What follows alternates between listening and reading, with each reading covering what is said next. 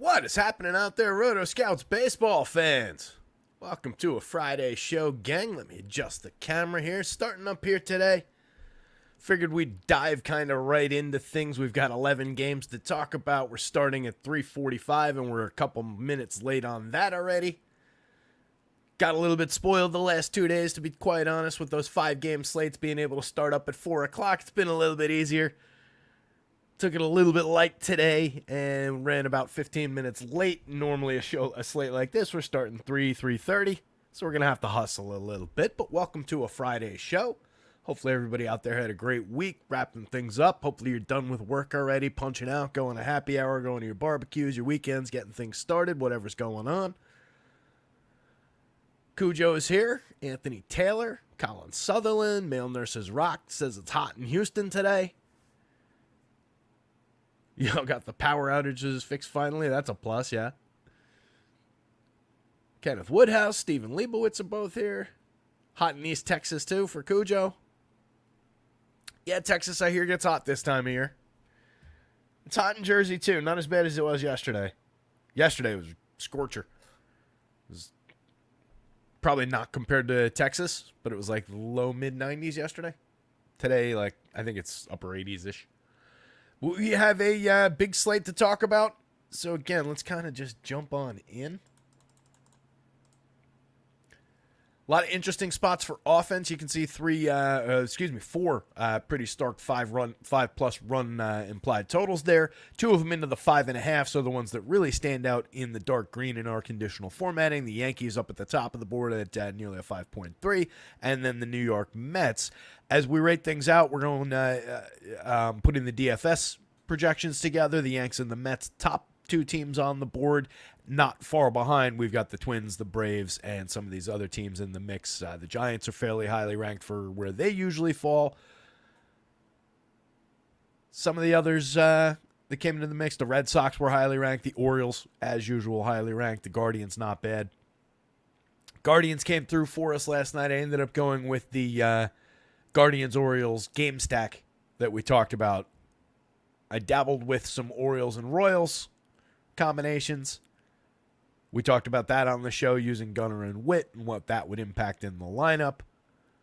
And then I dabbled with a little bit of Cleveland and KC, and that would have been the right combination. Vinny Pasquantino obviously had a big day. Monster day out of Vinny with his 2 home runs. We got the Carson Fulmer play. That one came through, worked out. Hopefully somebody put that to good use.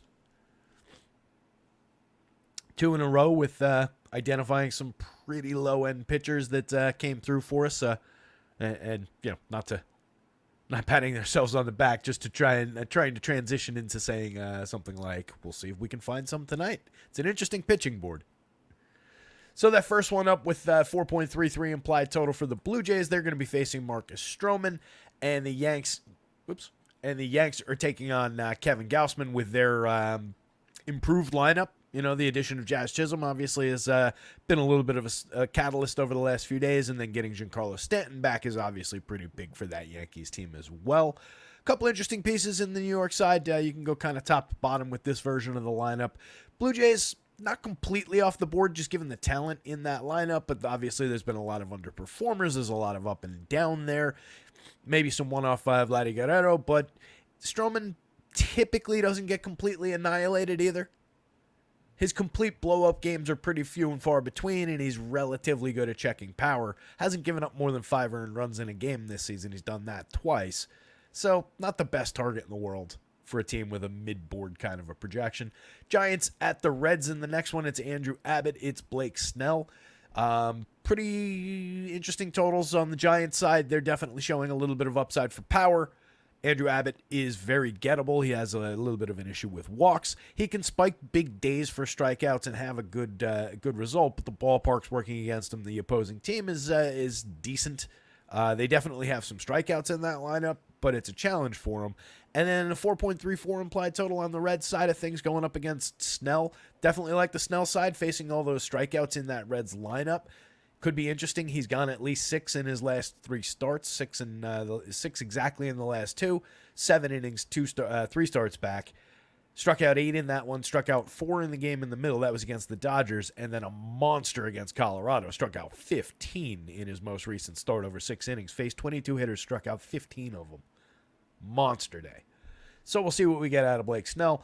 A little bit of upside there. Obviously, it's a bad park to be pitching in, but super, super talented pitcher. Orioles and the Guardians, another day with those two teams kind of both in the middle at 4-5 and change, even up on the Vegas line. It's Carlos Carrasco, it's Dean Kramer. Probably another day where we can go fishing for offense from either one of those teams, or you can get a functional game stack. I don't love game stacking on a bigger slate. I'm more inclined to chase it on a small one, especially when they're two of the highest end teams on the board. But I think you could get away with it today, depending on how things fall. Marlins at the Braves. Spencer Schwellenbach projecting out as one of the top pitchers on the board. He's been pretty good in the show, one of their higher-end prospects, and pitching really well. Struck out 11 Mets in his most recent outing over 7 innings. Had an 8-strikeout game against St. Louis before that. Now gets to take on the Marlins at home. Looks like a great spot for him. 3.59 implied total from Miami, and then a 5.53 pretty monster total for the Braves. They're facing Valente Belloso.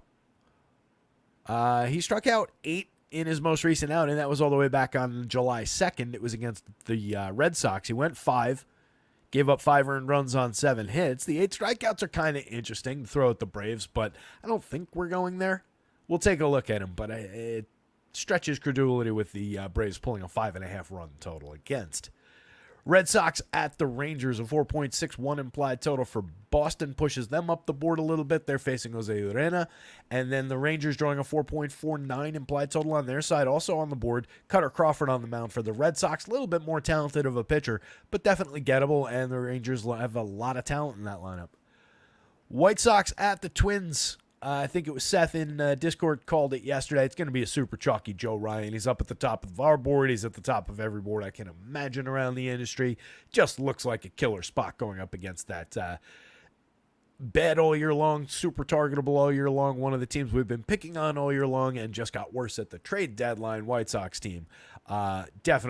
Definitely a very gettable spot. 3.12 implied total for Chicago. 5.51 on the other side for the Twins. They're going to be facing Davis Martin. Looks like a good spot to be rostering some Twins bats. Yusei Kikuchi in his Astros debut is going to be facing the Rays. He's got them checked down to a pretty interesting 3.40 implied total against. They are showing a little bit of power upside against him. That's always the one speed bump with Kikuchi, is that he does have that flaw of giving up some home runs. He can also lose some walks on the wrong day if he reverts to his old form. But overall, pretty high-end pitcher facing a gettable lineup, has them in an interesting corner at that low total. 4.18 implied total for the Astros. I think Shane Baz is a little bit interesting facing them, but they're low strikeout. They're not one of my favorite teams to target. Baz is just pretty decent, and he comes at a very low price. We're going to have to give him a look. Mets, again, one of the top couple teams on the board in the stacks tool, depending on how you want it ranked. 5.06 implied total for them is one of four teams over 5 runs. But they're the trailing team by about a half a run compared to the Braves and the Twins, and by a quarter of a run compared to the Yankees. Doesn't take them off the board. Very, very deep and capable lineup there. I like the spot. They're facing Tyler Anderson. It's Paul Blackburn going for New York in his Mets debut. He's got the Angels at a 5.54. They've been drawing interesting Vegas totals over the last few days. There's some compelling bats in there, especially with the surge from Nolan Shanuel and some interesting power guys. Blackburn's definitely gettable, but he's also capable of having a decent DFS day. Faced this same Angels team in his last start, went 5, gave up 4 earned on 5 hits, 2 home runs, struck out 2. Not predictive at all, but obviously, a medium total against a gettable pitcher puts the Angels on the board as a value stack. Dodgers at the A's. Gavin Stone going up against Joey Estes. Gavin Stone for the Dodgers. Got the A's checked down under 4 runs, 3.95 implied total there. Believable enough that he could give you 6 clean innings and be all right for DFS purposes. And then Joey Estes, just not a great matchup, even with the depleted version of the Dodgers. They're drawing a 4.64 implied total. They've got some superstar power up at the top, and those superstars are showing some pretty monster power hitting numbers against Estes. So I don't really like that spot, and the Dodgers bats may be on the board. If they go a little bit less popular than they should, that would make them a little bit more interesting. The Rockies at the Padres, 4.95 implied total on the San Diego side. They're facing Austin Gomber. That's an interesting spot for some San Diego bats. That said, they're kind of an underwhelming offense overall. So even when they're up at that kind of a total, I don't necessarily go rush off to roster the play. Gomber's been very, very gettable this year, though. He's given up home runs in 6 straight starts, including a 2 home run game. He's got 4 2-home run games this year, and 3 home run game. Struck out a high of 6 all season, 7 all season way back in April. Not a good pitcher, so very targetable. But if the Padres get up there in ownership, that's a spot I can maybe pivot away from, get to one of these other mid-4 teams. I consider them more of like the mid-4s range, like the Red Sox, the Rangers, the Orioles, certainly the Guardians, the Giants up at 4.75. I don't think they're all that dissimilar from the Padres. The Rockies on their side, they're going to be facing Randy Vasquez. They're drawing just a 3.65 implied total against Vasquez. That's one of those spots where we're going to have a conversation about the Rockies a little bit. He's been all right this season, but there are some interesting bats in that lineup that are going to be cheap. So as we've talked about the Rockies in other spots, we're going to talk about them again as a potential weird value angle into the slate against, not a great pitcher. Rounding things out, we've got Brian Wu and Tyler Phillips. Phillips on the mound for the Phillies has the Mariners at a 4.08 implied total. He's been good over his 4 starts. He went 9 complete game shutout, 4-hitter in his last start. That was against Cleveland. Struck out just 4, but they're a very low strikeout team. Just keeping them off the board over 9 innings is very impressive. Went exactly 6 in the 2 starts before that. Quality start in 1, missed it by a nose in the next one, gave up 4 earned runs, but struck out 5 against Oakland. So capable enough kid going up against a very, very, very targetable Mariners team. I think Tyler Phillips is on the board. And then Wu is very good. It's just we've been all over the place. I really honestly think he's got an issue with his pain threshold as far as like the idea of pitching through general soreness versus like I am hurt. It's just gotten weird at this point where I think he's come out of 4 different starts this year. It's either 3 or 4 with a variety of ailments between his arm. He started the season on the IL with a legit injury going back to last year. I forget whether it was it wasn't last year. It was spring training. But regardless, it was a legit injury. But since he's come back, he's come out with like the arm started hurting him again. There was one day with his side, then his hamstring. It's been weird. But there's a ton of talent there. He's just going up against the Phillies, so I don't really care. 3.99 implied total for Philadelphia. That's why they're checked down under 4 runs. That said, they can get to anybody. They can go off against anybody. But it might be one of those days where they just kind of balance one another out. But there is that weird little asterisk with Wu. And then if you get into the Mariners bullpen, they do have some good bullpen arms, but they've also got some gettable targets out there. And it's a different story with Phillies bats at that point. Take a look at the pitching board. Wu is Ric Flair's favorite play today. Woo! That was a bad Wu. Disappointed in that, Wu. We'll try it again later. Maybe. Max Meyer might be legit. He's supposed to be legit.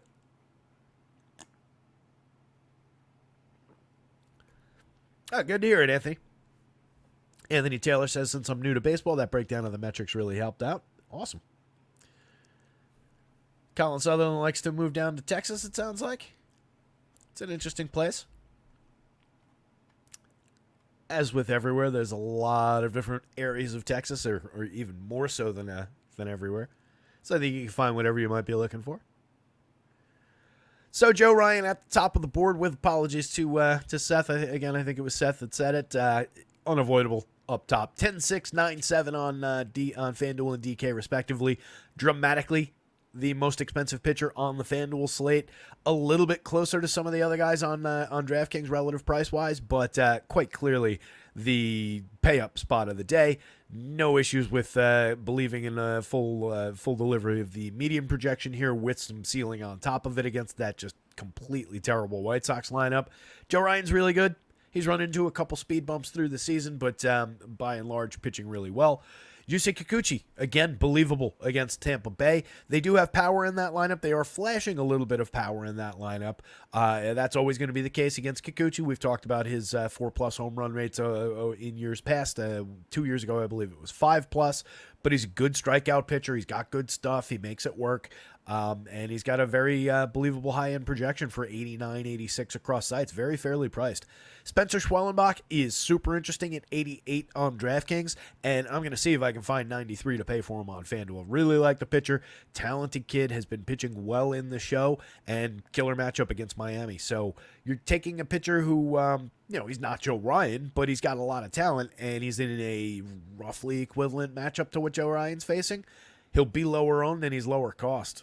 Killer spot. Blake Snell, coming off a monster game, obviously has tons of upside if we're getting 6 and 7 innings out of him. A little bit of danger in that park, and Cincinnati is a decent enough lineup. There's plenty of threats there, but Snell is a Cy Young caliber pitcher.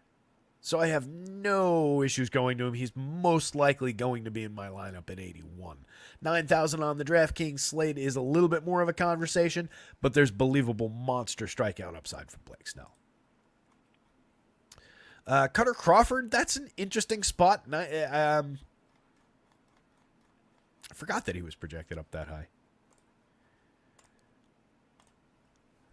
That's kind of interesting. 91, 92 for Cutter Crawford. I would have to say I'm going to probably land on preferring Texas bats against in that spot, given that that kind of interesting total. But you can see that he does represent kind of an interesting cut line where we only have a couple few guys above 30 points on the FanDuel scale, above 15 on the DraftKings scale, and then we get a pretty broad range of guys between 29 and 26 points FanDuel, 15 and a half and 12 points DK, where I think this group of guys, they're all playable. There's a big variety of prices through here. I don't know that Cutter Crawford is actually my favorite among those guys. It's not a bad median projection for him, but given who he is, what he does on the mound, and the opponent there at that price compared to basically everybody else in the group below him and some of the guys in the group above him, it's just a weird fit today, and I kind of like that Texas lineup. Shane Baz, on the other hand, 7,900. If I need an extra 200 in savings from Blake Snell, I won't be happy about it because I hate drawing against Houston and their low strikeout nature and the high-quality players at the top of that lineup. But I think Baz has enough talent to pay off 79 there, and I'm positive he does to pay off 6,800 over on DraftKings. Definitely a very, very interesting SP2 over there. Terrible matchup, but a very good price for a talented kid. Tyler Phillips, again, a lot of talent there, or at least a lot of good results so far, and make me believe in the talent enough to throw him at Seattle. Seattle's just been flat bad for most of the season. They've been a pretty big strikeout target. 9,000 on FanDuel seems pretty fair with his ability to, he demonstrably can throw a complete game. So happy to go there. Got the quality start upside, got some strikeout upside. 8,400 on DraftKings works for me as well as a price. Offset a little bit from the very top options on the day. You could probably fit them together with some of those other $8,000 pitchers or $7,000 pitchers on this one. Him and Baz aren't a terrible combination if you want to go cheap, mid-board SP1 and then a cheap SP1 caliber type play for your SP2. I don't hate that. Gavin Stone against a gettable Oakland team is also in that mix. These three guys are an interesting little value group given where they're projected versus the field on DraftKings. It's a little bit less so because of where Phillips and Stone are priced on FanDuel.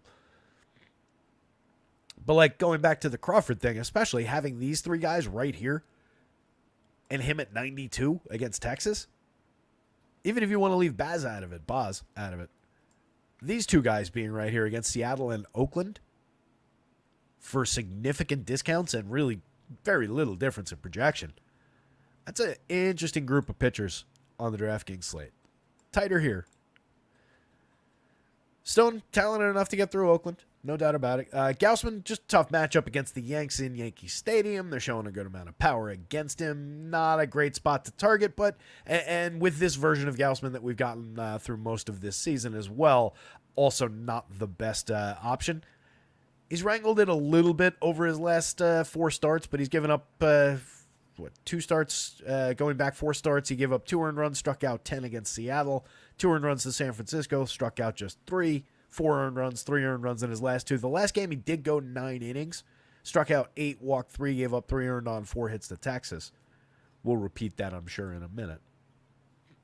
He's playable from the mid-board, but again, with those prices, there's a lot of options around him. Dean Kramer, just no. I don't really see the need to go to Kramer against a really good Guardians team that is pretty low strikeout and not going to push much upside to him. Maybe if he was lower priced on DK, I guess you could throw a few SP2 darts at it if you're building 150. But it's really not that appealing of a spot from the middle of the board. Wu is definitely playable. 81 is a fair price on FanDuel for his upside, 85 on DraftKings. Still, though, not a great matchup. Even if he's pitching fine and feeling good, we might just be looking at 5 innings, too. So how much are they going to protect him and coddle him now that he's proven a little bit fragile? Andrew Abbott, I don't love the matchup in that ballpark against the San Francisco team that's ranking out pretty well today, drawing a pretty high Vegas projection. That said, there is definite strikeout upside there. So as a DFS dart from the mid-board, it's not terrible. 8,800 on FanDuel, probably a little bit better than 8,900 on the DraftKings slate. Tyler Anderson, the Mets are pulling one of the better totals on the entire slate. They're one of the 4 teams above 5 runs. They're also one of our top-ranked DFS teams. So I think he probably just falls by the wayside, given that I'll have a pretty decent chunk of Mets. You can throw some darts at him, but 9,400 is not really appealing. I don't know how big a ceiling he's got beyond that median for 94. 8,000 on DraftKings is a bit of a different story. Just puts him as one of those mid-range SP2, rotational plays if you want him. I would be more inclined to lean against. I don't know that if I'm using if I'm on RG's optimizer or whatever building for DraftKings, I would go in there. The way I do it is typically to put individual ownership caps on pitchers to give them a broad range, but out to a certain level. He would be one of my more heavily capped pitchers. I don't think I would want that much Tyler Anderson, even on the DraftKings slate. Paul Blackburn, a little bit more believable on the other side of that game to me. Similarly talented guys, just a much, much stronger matchup, and you get him a lot cheaper, 8,600, 7,500. He's more on the value board, I think, than Tyler Anderson is. Strowman is just not a great DFS pitcher on any given slate. The Blue Jays pretty low strikeout anyway. Yankee Stadium on a fairly warm night, 77-73. He is cheap. You could get 7 good innings out of him without, a ton of strikeouts. Those performances are difficult to capture. Randy Vasquez against Colorado at 73-61, I guess, has to be discussed. We'll go through the numbers when we get there. That Rockies team on the road against a righty, I mean, we did just succeed with Carson Fulmer in that spot. So Randy Vasquez giving us a little bit more than Carson Fulmer has been, so maybe we'll target it. He is very, very cheap. It's just there's a appreciable difference between his projection and the projection on Boz. Debatable what the upside for Boz's ceiling is. Davis Martin is a pretty hard no against the Twins. Carlos Carrasco against the Orioles. Joey Estes against the Dodgers. Valente Belloso against the Braves. Austin Gomber against the Padres. And Jose Urena against the Red Sox are all pretty hard no's.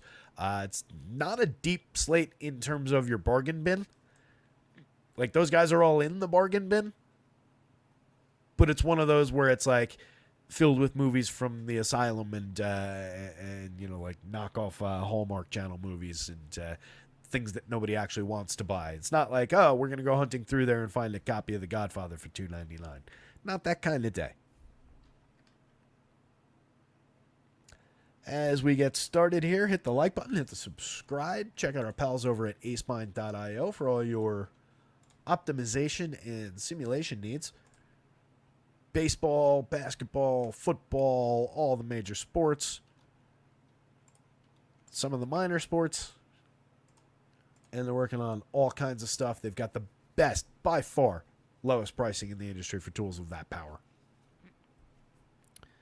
Michael, it's going to be a while before we get to that part of the breakdown, but Phillips has made 4 starts for the Phils so far. He went 4 in his first one, and then went 6 in the second one against Oakland. Was pretty effective in that one, but gave up 4 earned runs on 6 hits, struck out 5, gave up 2 home runs. That's where most of the damage came from. Came back after that, faced the Pirates, and was really good over 6 innings. 4 hits, no runs, 3 strikeouts, and a walk. That's a very effective start for the price that he landed at on in DFS. And then, most intriguingly, complete game shutout against the Guardians in his last start. 4-hitter, 4 strikeouts, and a walk. That's a fantastic start. So he's been really good. I think he's playable. We can take a look at, we'll go through some of the minor league numbers and everything a little bit later on. But it's an intriguing enough spot. Blue Jays lineup does not look like it landed yet, which is annoying for our first game. Oh, so to finish out the Ace Mine thing, promo code rotoscouts, all in caps, gets you 20% off your first month over there. If you're new here, go check them out. Definitely encourage it. We'll be giving it more of a look as we get into football season, for sure. Tend to lean into the sim tools and large pool of lineup builds and everything that flows directly through that a little bit later on, or for football. Michael Knack have to rewrite my mom's will tonight. How exciting! That sounds thrilling, buddy. Hopefully that won't be something you need anytime soon, but it is important, I guess, to have those things done. My dad actually mentioned that to me at one point. He's like, hey, you should get a will written out. And I looked around my apartment I leave my half-broken computer to my niece. My tiny TV in the corner over there, also to my niece. Larger TV outside, also to my niece. The care of my pets, probably to my mom and dad. We can make this the official will right now, actually. This is being recorded. All of that stands legally, unless changed otherwise. Anyway, Marcus Strowman, 73-77. Again, it's not a big price to pay, but he's not a very good DFS pitcher. He typically doesn't have big strikeout games. You can see a 17.1% strikeout rate this year, 8.4% swinging, 25.1% CSW. 3.64 ERA is good. He's been good at limiting runs, but he's given up some homers this year. It hasn't come on an uncharacteristically high number of barrels or hard hits or anything. They're up a little bit. We're actually down from last year, down from the year before too. He was better at limiting premium contact prior to that. Barrels were down. They're up. Barrels are up, but the hard hits I actually thought were a little bit lower. The launch angle's up. So it was a lot of lower launch the last 2 seasons. And he was much better at keeping the ball in the yard. But a lot of that happenstance. You go to the next 2 months with limiting home runs and cutting launch angle just a little bit from 10.6. This is not a tragic change in his launch angle. It's just a little bit more, maybe a couple of mistakes. A little bit more fly ball trajectory. But the 4.74 xFIP is definitely underwhelming, concerning. However you want to put it, 9.9% walks, puts way too many guys on base. So he's gotten really lucky with the 3.64 ERA. He's a gettable, exploitable pitcher. Stuff plus, obviously, a little bit underwhelming as well. On the other side, Kevin Gausman, 91-92, just hampered a little bit by the opponent by facing the Yankees in Yankee Stadium with the improved version of this lineup. He's also been more limited this year than he's been in years past, a 4.44 ERA. The xFIP being down below 4 runs at 3.87 is interesting. 11.1% swinging strikes. We know he's gotten a little bit unlucky in terms of the runs allowed, but he's given up a lot of premium contact this year. Over the line, over the line, over the line. Probably getting a little bit lucky just to be at 3.14% home runs, honestly, given the 15-degree average launch. Again, the last start was all right. 9 innings is fantastic, obviously. 3 earned on 4 hits, struck out 8 and walked 3 against Texas. Start before that gave up 4 earned to Detroit over 6 2/3, only 5 strikeouts. Only struck out 3 against the Giants. It was just 2 runs in 7 innings, 2 runs in 6 innings against the Mariners, and struck out 10 was a good one. Handful of mid strikeout games. He does have 10 strikeout games on the season where it was, hey, that's the old Kevin Gausman. Yanks can feed you some strikeouts at 22.3% for this confirmed version of the lineup, but they've got several elite low strikeout guys up toward the top, and obviously a lot of thunder in this lineup. Plus, on a day like tonight, or on a night like tonight, a few lazy fly balls out toward right field could ruin Kevin Gausman's day in a hurry. So I don't love the option there. I think you could take a few shots because they'll probably be under-owned compared to put this in a neutral park. What would he look like? He's fine, but you're not really getting a discount for his scuffles this season and the matchup. Blue Jays bats up top. George Springer's 47-29, continuing to mostly scuffle his way through the season. We've gotten a little bit of counting stat upside at 13 home runs and 13 steals and 99 WRC plus at this point. 228, 312, 382. Still a playable part, not highly priced, doesn't really strike out and draws some walks and gets involved a little bit. You can see, even with some scuffles, not all that far off the mark in terms of creating runs, at least at like league average. It's just we expect George Springer to be a much better than league average player. Joe Loperfido on the Blue Jays now, 2,900, 2,500, 234, 295, 351. Probably going to get a more regular shot through the last 2 months of the season, which is interesting. Kid's got power in his bat. He's a fairly highly regarded prospect. He's very cheap, so if he's hitting second tonight for those prices, I would consider him in stacks of Blue Jays especially. If he's hitting down here, he's less interesting, but still playable. He's a lefty bat with power in Yankee Stadium. It's just if you get the correct version of Strowman, you do get a pitcher that tends to limit home run power. Vladdy Guerrero could hit one out against anybody in any ballpark. Look at the season out of Vladdy at this point. Remember when I was ranting and raving about how low they were pricing him, and they are still pricing him too low on DraftKings, and we'll rant about that in just a second. But at least it was at that point justified by like some ugly back of the baseball card numbers. But everything over here was perfectly fine, and we were just talking about it every single day. Look where he's at now. 472 plate appearances. We're at 21 homers. Got a shot at getting over 30. 213 ISO. Creating runs 55% better than average while slashing 311, 383, 524. Monster premium contact. 13.8% barrels, 56.3% hard hits. Remember when he was having a problem hitting the ball in the air? Not really happening anymore. 5,200 is still way too cheap on DraftKings. You're 3 to 5 to $800 off on DK. In this ballpark, forget it. It's a killer spot. I just don't love the matchup against Strowman for DFS upside, and the surrounding pieces are not the best stack in the world. So like I said before at the top of the show, maybe just grab some cheap Vladdy one-offs. Spencer Harwitz is a good hitter. 275, 365, 412. He's an on-base machine. He's hit 4 home runs. He's got a lefty bat, so another guy who could potentially take a poke at the short right field porch. More likely than not, you're just dealing with an on-base and correlated scoring play. That's what he truly does well. He doesn't hit for a ton of power. He's just had some good results in his limited sample so far. Alejandro Kirk, 3,000, 2,200, very cheap catcher option. If he's in the middle of the lineup, he's okay, but more if you're just building Toronto stacks already. He's not somebody to go out of your way for by any means. A .082 ISO and a 78 WRC+. Dalton Varsho, interesting lefty bat, put the ball in the air. He's got enough pop in the bat to put one into the right field seats. Ernie Clement, mix and match quality through the infield. Addison Barger, same thing down lineup. He's very cheap. Over 80 plate appearances. He hasn't really given us much. Supposed to be able to hit a little bit more than that. Leo Jimenez, also not really giving us much in his first 65 plate appearances. Supposed to have a little bit of speed and some contact ability. It's a weak bottom end, especially like from here down. Not all that great. Ernie Clement has been okay. 6 homers and 5 steals. Just a 148 ISO and 95 WRC+. Sub 300 on base. There's not a ton of quality there. Several of these home runs, if memory serves, I think he hit 3 home runs in a series against the Yankees back in the beginning of the season in Yankee Stadium. I think 2 of them were in one game. But that's not at all predictive. It's just, that's several of those 6 home runs came in one quick chunk.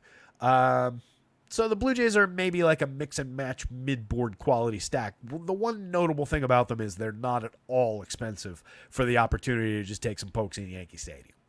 It's a great ballpark for hitters. So there is that upside at least. You take Vladdy, and Vladdy's cheap over here. Everybody surrounding Vladdy is in the 2,000s on FanDuel. And like only George Springer is in the high 2,000s. So just give me, those top 4. Outfield's probably first base, second base. For a stack that includes Vladdy and, for what it's worth, George Springer. And then 2 fairly high-end hitting prospects. $2,900 a piece on FanDuel as we average it out. On DK, if you just want to go like top 4 and let's save our show over Kirk, we'll get a catcher somewhere else. $4,000 a piece. That's not bad. In Yankee Stadium, you could do worse. Blue Jays, again, not drawing the monster total, but 4.33. As compared to, like, all the other teams that aren't in dark green here. That's not far off the mid-board teams. It's not far at all off the Orioles, the Guardians, even the Giants. Less than a half a run. It's not like he's got them checked down below, into this territory. Blue Jays are kind of interesting. If you went with the catcher, $3,900. That is cheap for a stack that, again, includes Vladdy, George Springer, and then Loperfido and Horwitz. That's not bad. Yankee side of things, Juan Soto, home run pick of the day just because. Aaron Judge outpacing him, obviously, but I didn't feel like going with Judge. And the super obvious one, they're going up against Gausman, who, again, has given up a lot more premium contact this year and is probably getting lucky to just be at that number. So if we're at this level of contact, sign me up for some Yankees upside. They ranked out as one of the top couple teams on the board overall. A lot of strong projections through this lineup with Stanton and Jazz down here now. It's a deeper, much better version of this lineup now. It's back to looking a lot more like what it looked like earlier in the season. Think what you will of him, but Stanton is a lurking major, major threat, so people have to be careful with the hitters around him. Verdugo from the top of the lineup, a 298 on base. What are we, the Royals?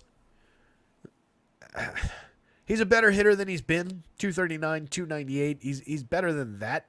And that's what he's paid to do, is hit the ball and get on base. He's hit 10 home runs. He is left-handed. 3,200, 2,600 is a cheap way to get a Yankee stack started. I prefer many of the other bats in this lineup. Outside of the position ahead of Soto and Judge, there's not that much compelling about Verdugo up at the top. Again, Soto, home run pick of the day, 19.7% barrels, 57.8% hard hits, 300, 436, 593, creating runs 89% better than average with 27 homers. Aaron Judge, 39 homers, about to hit his 40th tonight, 373 ISO, a 212 WRC plus on the season. Monster premium contact, no introduction necessary. These two are very expensive, but if you're putting them together with anybody else in the lineup, their prices become a lot more manageable in terms of full stack. Austin Wells, really doing well for this team now. 8 home runs. I didn't mean to do that. A really effective catcher bat for this team now. Been talking about him all season based on the limited sample that we saw of very good contact last year at a low strikeout rate, low walk rate with a lot of balls in play. He's maintained a fairly low strikeout rate this year. He's drawn a lot more walks, which has helped him out, pushed him up to a 112 WRC plus on the back of a 333 on base. And he's hitting for decent power. He's not making the elite level of premium contact that he did last year, but it's resulted in 8 home runs, a 176 ISO, pretty solid. And he's getting regular cracks in the cleanup spot now for this team when he's in the lineup. Lefty bat in Yankee Stadium. Again, against a pitcher giving up a ton of premium contact. Not a bad alternative, not a bad way to cheapen a Yankee stack. And he won't be probably as popular as Giancarlo. He probably won't be as popular as Jazz, who you can get at 3 positions on FanDuel now. He's 3,600. He's expensive, but the 3 positions are pretty killer for him. 4,900 third base and outfield on DraftKings. Would love to have the second base eligibility, but I'll take him at third or in the outfield for those prices. Stanton in the middle at 4,500 can go in the outfield, absolutely. 18 home runs in his 291 plate appearances, a 238 ISO. He was having a very strong Giancarlo Stanton season, and then he took his typical injury, and he was out for a little bit. We'll see what we get going forward. There's a lot of strikeouts, even in a good year, 31.3%. He's not the best at drawing walks. He doesn't get on base like crazy, but his power is outrageous, and he crushes the ball when he makes contact with it. 2 home runs are always on the table for Giancarlo Stanton. Jazz, one of, I think one of 2 players in Major League history to hit 4 home runs in his first 4 games or 3 games or whatever it was with his new team. Either way, he's been great for the Yankees so far. Another solid left-handed bat who does interesting things on the ball field. 17 home runs and 23 stolen bases. Pretty decent slash line on the season. A 180 ISO, 111 WRC+. Now gets to hit Yankee Stadium. 80 games a year, 81 games a year. Not a bad option. I know people think he's overrated, including apparently a large sample of Major League Baseball players, but he's been really good for this team so far, exactly what they needed. It's just a matter of whether you can afford the 36, or do you have to go to other directions? Like, do you just go that if you're on FanDuel? Or could you get, like, these two, let's say you go there plus Jazz, that's 39 apiece. Versus that one is 37.50. It's not significant. It doesn't seem significant, but that could be a big difference in what pitcher you can arrive at. Same thing on DraftKings, but they're all, I think, offset from the offset by price a little bit more than they are over here. Like 49 for Jazz is a pretty good price. 36 is a little aggressive. Gleyber Torres at 36 on DraftKings, 27 on FanDuel is very, very affordable in the middle of a pretty bad year. 231, 306, 357. He keeps showing little blips. He's up to 10 home runs on the season. I do continue to think that he's playable. Second base, he's a filler spot at second base at the worst, and you're getting a filler guy with a lot of talent. Hasn't put it together in any way this year. I'm not saying he's been good at all, but I think he's playable.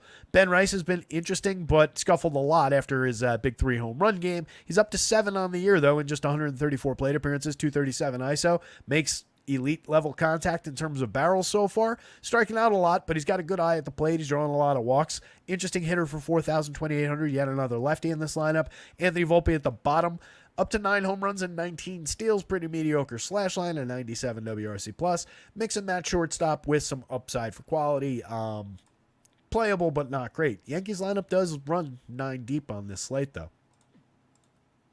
Took too much time on that. So this goes Yankees bats, Blue Jays bats, and then Kevin Gausman for sure over Marcus Strowman. He doesn't project all that poorly, but I don't think in the matchup and for the salary we necessarily need to go there.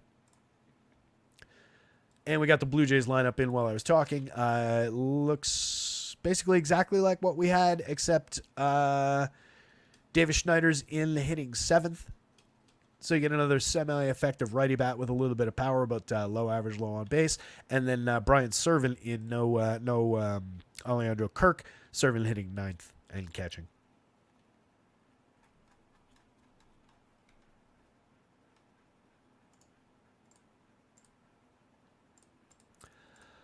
All right. As far as I know, Herrera Encarnacion not available on either site. That's why you're not seeing any numbers coming up for him. Mark Canha not available on the Giants on DraftKings yet, but looks like he's in there on the FanDuel slate. He'll be hitting 2nd tonight in the confirmed lineup. Andrew Abbott, 89-88. Just a bit of a walk issue, 9.1% walks, and has not been great for strikeouts this season, 18.1% strikeout rate. Does have a compelling 3.38 ERA, but an ugly 5.05 xFIP under the covers means he's been getting pretty lucky to hold down that ERA. Just 1 strikeout in an outing 2 games ago over 6 2/3 against the Nationals. Didn't give up any earned, but gave up 2 runs on 6 hits. 2 strikeouts, 2 walks, 2 home runs, 4 earned on 8 hits. It's a nice little scaling there. That was over 4 innings in his most recent start against the Rays. So 2 pretty ineffective outings. Gave up 5 earned runs over 3 1/3 to the Marlins in the start that came before those 2. So a rough one there. Good start going back 4 starts against Colorado. 7 innings, 8 strikeouts, 2 walks, no runs, 3 hits. That's an effective upside start for Andrew Abbott. That came in this ballpark at home. So he does have the ability to get there against the Giants team that has a fair amount of strikeouts in this lineup. But they are showing a little bit of power. You get Mikey Conforto down here at 6.82, Patty Bailey in the middle, a very solid 7.86 out of Matt Chapman with all of his elite contact. Elliot Ramos up at 11.3 with his ridiculous ability to crush the ball from the right side. You get a pretty big string of guys that are going to be hitting right-handed. Encarnacion, I believe, is right-handed as well. So it's a challenging spot for Abbott. Strikeout high of 10 on the season. He does have the 8 strikeout game that I mentioned a couple back. A couple of 8 strikeout games in here, but overall hasn't really been working for him. Limited swinging strike rate, bad CSW. Stuff Plus doesn't really love it. 4.07% home run rate despite really managing contact pretty well. It's largely based on being a extreme fly ball pitcher at 21.8 degrees of average launch, and partially in this ballpark. 9% barrels means that most of the mistakes that he gives up get out of the ballpark. curious. Let's see. Home road. I don't usually care that much about home run, but I'm curious about nine of the home runs in 48 and a third at home, 11 of the home runs in 68 and 2/3 on the road. So he's pitched more on the road. 9 home runs to 207 hitters at home, 11 to 285 hitters on the road is what it amounts to. Why is this still open? Blake Snell on the other side of this game, definitely more interesting. 21.1% strikeout rate, though, for this confirmed version of the Reds lineup. They've ditched some of the high strikeout nature and the high strikeout totals by having Santiago Espinal in there at 11.4%, over 237 plate appearances. That definitely helps. He was a little bit higher, but still a fantastic 14.2% last year. TJ Friedel also back in the lineup, over 132 plate appearances this year. He's at a 16.7 that roughly matches his output last year. You've gotten big improvement from Tyler Stevenson, down from 26.1 to 18.2% this year. Everybody else fairly gettable. I mean, Ty France is up significantly over his previous year's performance, 17.6 up to 24.3. He's a part of the new organization now. I don't know that it's an organization that's going to temper that strikeout rate for him, though. You get a very targetable for strikeouts, Ellie, but obviously he's extremely, extremely dangerous. Jimmer Candelario, one of their better power bats at 24.6. Stuart Fairchild in the mid-20s. So some of their low strikeout guys are some of their less threatening hitters. And Blake Snell, more than capable of finding his own strikeouts with his 15.2% swinging strike rate, his 29.5% CSW, 30% strikeout rate overall. Got to temper the walks, obviously. You get a few guys up toward the top that can draw some walks, but you don't really have that much patience down the bottom of this lineup. So hopefully it's a good day where Snell can pitch a little bit efficiently and maybe exploit some of the higher strikeout guys here and some of the more dangerous hitters. 116 marked by Stuff Plus. He's obviously, again, a Cy Young caliber pitcher. Easy enough for me to go to at 9,000 on DK, and absolutely delighted to have the option at 81 on FanDuel. Think that looks like a killer spot. Again, he's coming off of, and this is in no way predictive, but it's indicative of the talent level we're talking about. Against Colorado, a worse team for sure, and a team with, at this point, more strikeouts in it, but went 6 innings and struck out 15 of 22 hitters in a 2-hit shutout. 6 innings, just 4 strikeouts against the Dodgers, but that's a much better team, obviously. For one that's maybe comparable, but probably better, 7 innings, 1 hitter, over 21 hitters, give up 1 hit, and struck out 8 no walks, no runs against the Twins. Blake Snell's really good. That is a very, very low price in this matchup. Not a good ballpark, again, but got the Reds at a 4.34. I know that's very similar to what I said about the Blue Jays, but I have more faith in Blake Snell, and he's definitely a better DFS pitcher than Marcus Strowman is. And he's cheaper. Giants bats, I did say they were compelling, and they are, given the home run upside that you can chase against Abbott if he's making mistakes. There are some guys that can absolutely exploit it with the righty power in this lineup. There are some free swingers for sure. This version of the Giants lineup has a, 23.5% strikeout rate. So it feeds the upside for Abbott a little bit, but I think I'm more inclined to go toward Giants bats given that high run total, the 4.75. They were one of the more highly ranked stacks on the board. Wasn't this exact version of the lineup, but I think there's enough quality here.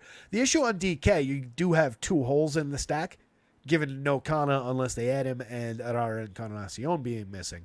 On FanDuel, it's just 1 gap. It's a little bit more manageable, but it sucks to go to an 8-man lineup to start things off. But Tyler Fitzgerald off the top has had a great 135 plate appearances. Pretty believable output so far. The 301 ISO is obviously unbelievable. That's going to come way down. The 602 slug is going to come down. 9 home runs. The home run pace is going to come down. But the slash line is probably fairly consistent, at least on the front end, with what kind of output we can expect. 170 WRC plus is obviously outrageous as well. But kid can hit. They only cost 47.34 across sites. DraftKings still has it fairly low. FanDuel's pumped it up a little bit, but you get to buy 3 positions out of them. Connor for 28 is a guy who can get on base, 337 on base percentage, just a 98 WRC plus, but he's been playing on the Tigers. Let's see what he can do on a better team. Elliot Ramos, 3,200 on FanDuel is pretty cheap. 4,900 is very cheap on DK for 16.2% barrels and 48.5% hard hits. 15 home runs and a 211 ISO against a pitcher giving up 4.07% home runs. Definitely Elliot Ramos, if you're considering Giants, is your top priority bat. Matt Chapman not far behind. His 15 home runs and 12 steals have been interesting for DFS. 117 WRC plus, a 182 ISO on the season. Comes at a fair price for a guy with a lot of power from the right side. 12.2% barrels and 47.5% hard hits for 4,800 at third base, 3,300 on FanDuel. Playable piece. The DraftKings price is a little bit better than the FanDuel price. Patrick Bailey for 3,900, given a 41.3% hard hit rate. 7 home runs, a 128 ISO, not great output. But from a catcher, give me that hard hit and some consistency at the plate. 21.3% strikeouts, the ability to draw a walk, getting on base at a 337 clip against a 10% walk rate, creating runs 11% better than average. That puts Patrick Bailey on the board when you're going to Giant stacks, particularly on DraftKings. Less so on FanDuel, but as I've said before, you can pretend that he's just a cheap first baseman on this team. Noah Encarnacion, Conforto, definitely capable of hitting a home run against this lefty, 4,000, 2,700. He's got 10 on the season, a 184 ISO, 101 WRC+. plus. Casey Schmidt and Marco Luciano, more mix and match pieces down lineup. Schmidt has 3 home runs in 51 plate appearances with a 250 ISO. That'll cool off a little bit. Last year in 277 chances, he only hit 5 home runs and had a 119 ISO. On the Reds side, I don't love the idea of tangling with Blake Snell. But if you get him on the wrong day, you do get a lot of inefficiency. You get a lot of free chances via the walk. And this team does have a little bit of capability in terms of power. The guys up at the top are the guys that you would want anyway, and those are the guys who are capable of drawing walks, so maybe they're the ones that exploit that against Blake Snell.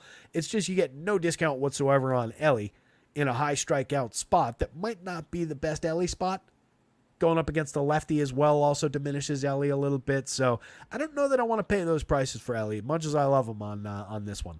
18 home runs, 55 stolen bases, a 224 ISO. He can hit 2 home runs and steal 3 bases today. I'm not saying he can't. Don't get me wrong. If you're playing Reds, you are still going to Ellie. I'm just saying he's not the usual attractor. He's not the usual tractor beam toward red stacks that he would normally be against a lot of other pitchers in this league. And he's still very high priced. There's no discount. 45-31 for Jonathan India off the top of the board. Another interesting piece if you're already going to red stacks, but not somebody who draws you to the Reds. 366 on base, a 114 WRC plus is compelling though. 51-35 for Spencer Steers, again, is also expensive for him. He's a righty bat going up against a lefty. It's a little bit better in my mind than the switch hitter. 15 home runs and 17 steals, a 191 ISO, 105 WRC+. plus. Probably priority number 2 behind Ellie before Jonathan India when you stack Reds. But again, not a reason to go to Reds. A cheap Ty France hitting cleanup, 3,000, 2,300. We've seen him be significantly better than this over time. But he's typically more of an on-base and correlated scoring player. 337 on base last year, 12 home runs and 665 chances. Did hit 20 2 years ago, 276, 340, 437. It's a moderately effective bat in the cleanup spot. Tyler Stevenson for 37-28 is an interesting catcher when you're going to the Reds. He's got 11 home runs, a 180 ISO, 4.29 in today's home run model. Jimmer Candelario, 46, 3,000 across sites, hit 17 home runs this year, a 208 ISO.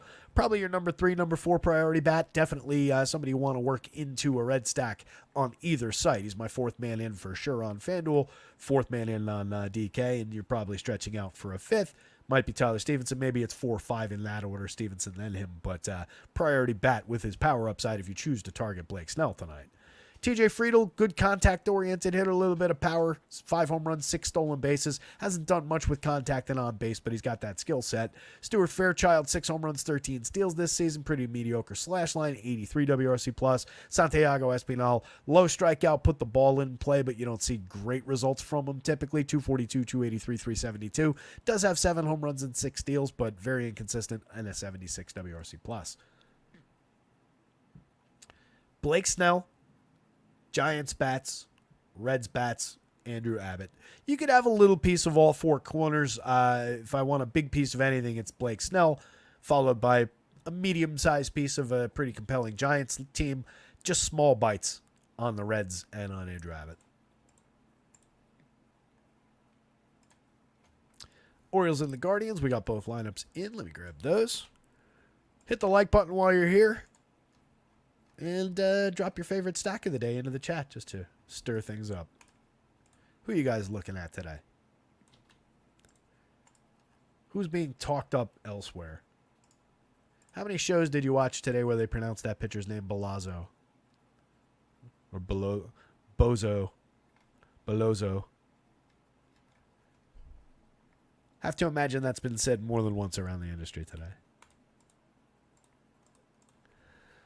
Orioles with Dean Kramer on the mound. Guardians with Carlos Carrasco on the mound. We're going to pick up a little time by saying we probably don't need either one of these pitchers.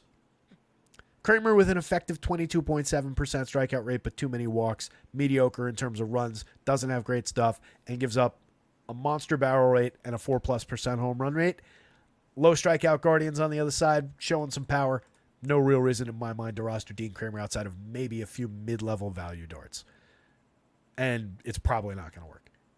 Even if he hits the board, it's going to be like right around that median. I don't see much ceiling against this team. And Carrasco against the Orioles, the elite Orioles who do have Kobe Mayo in the lineup. Big call-up.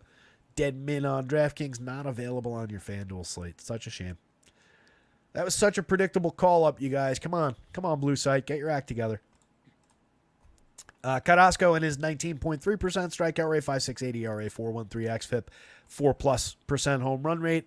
Manages contact decently. This is just, kind of happenstance here, but there's no real compelling reason to throw him against one of the best lineups in baseball with all that left-handed power in it. I really don't see it.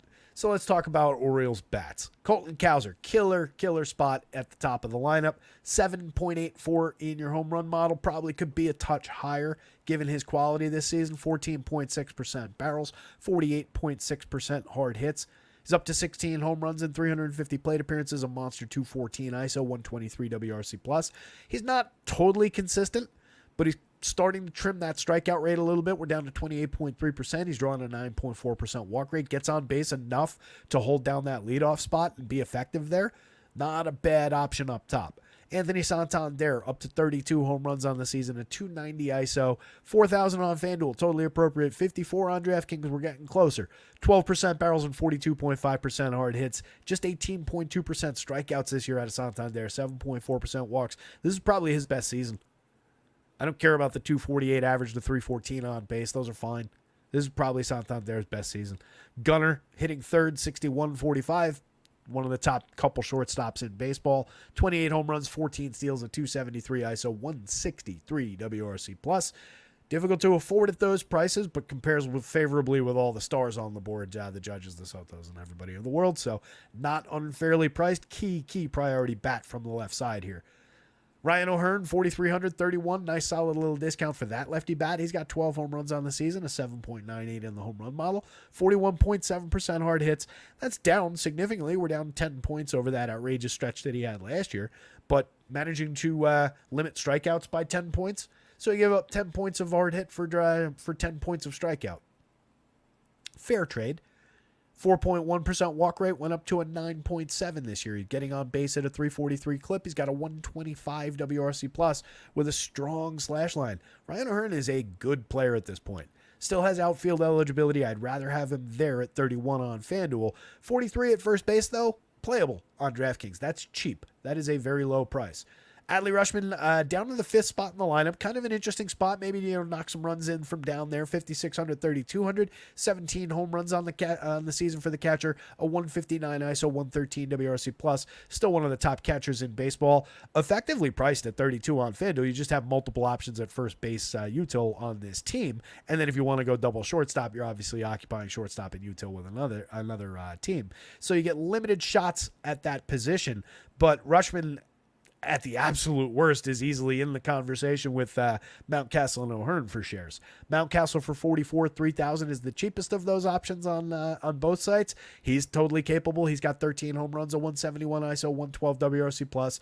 I was kind of hoping that he'd get traded out of Baltimore.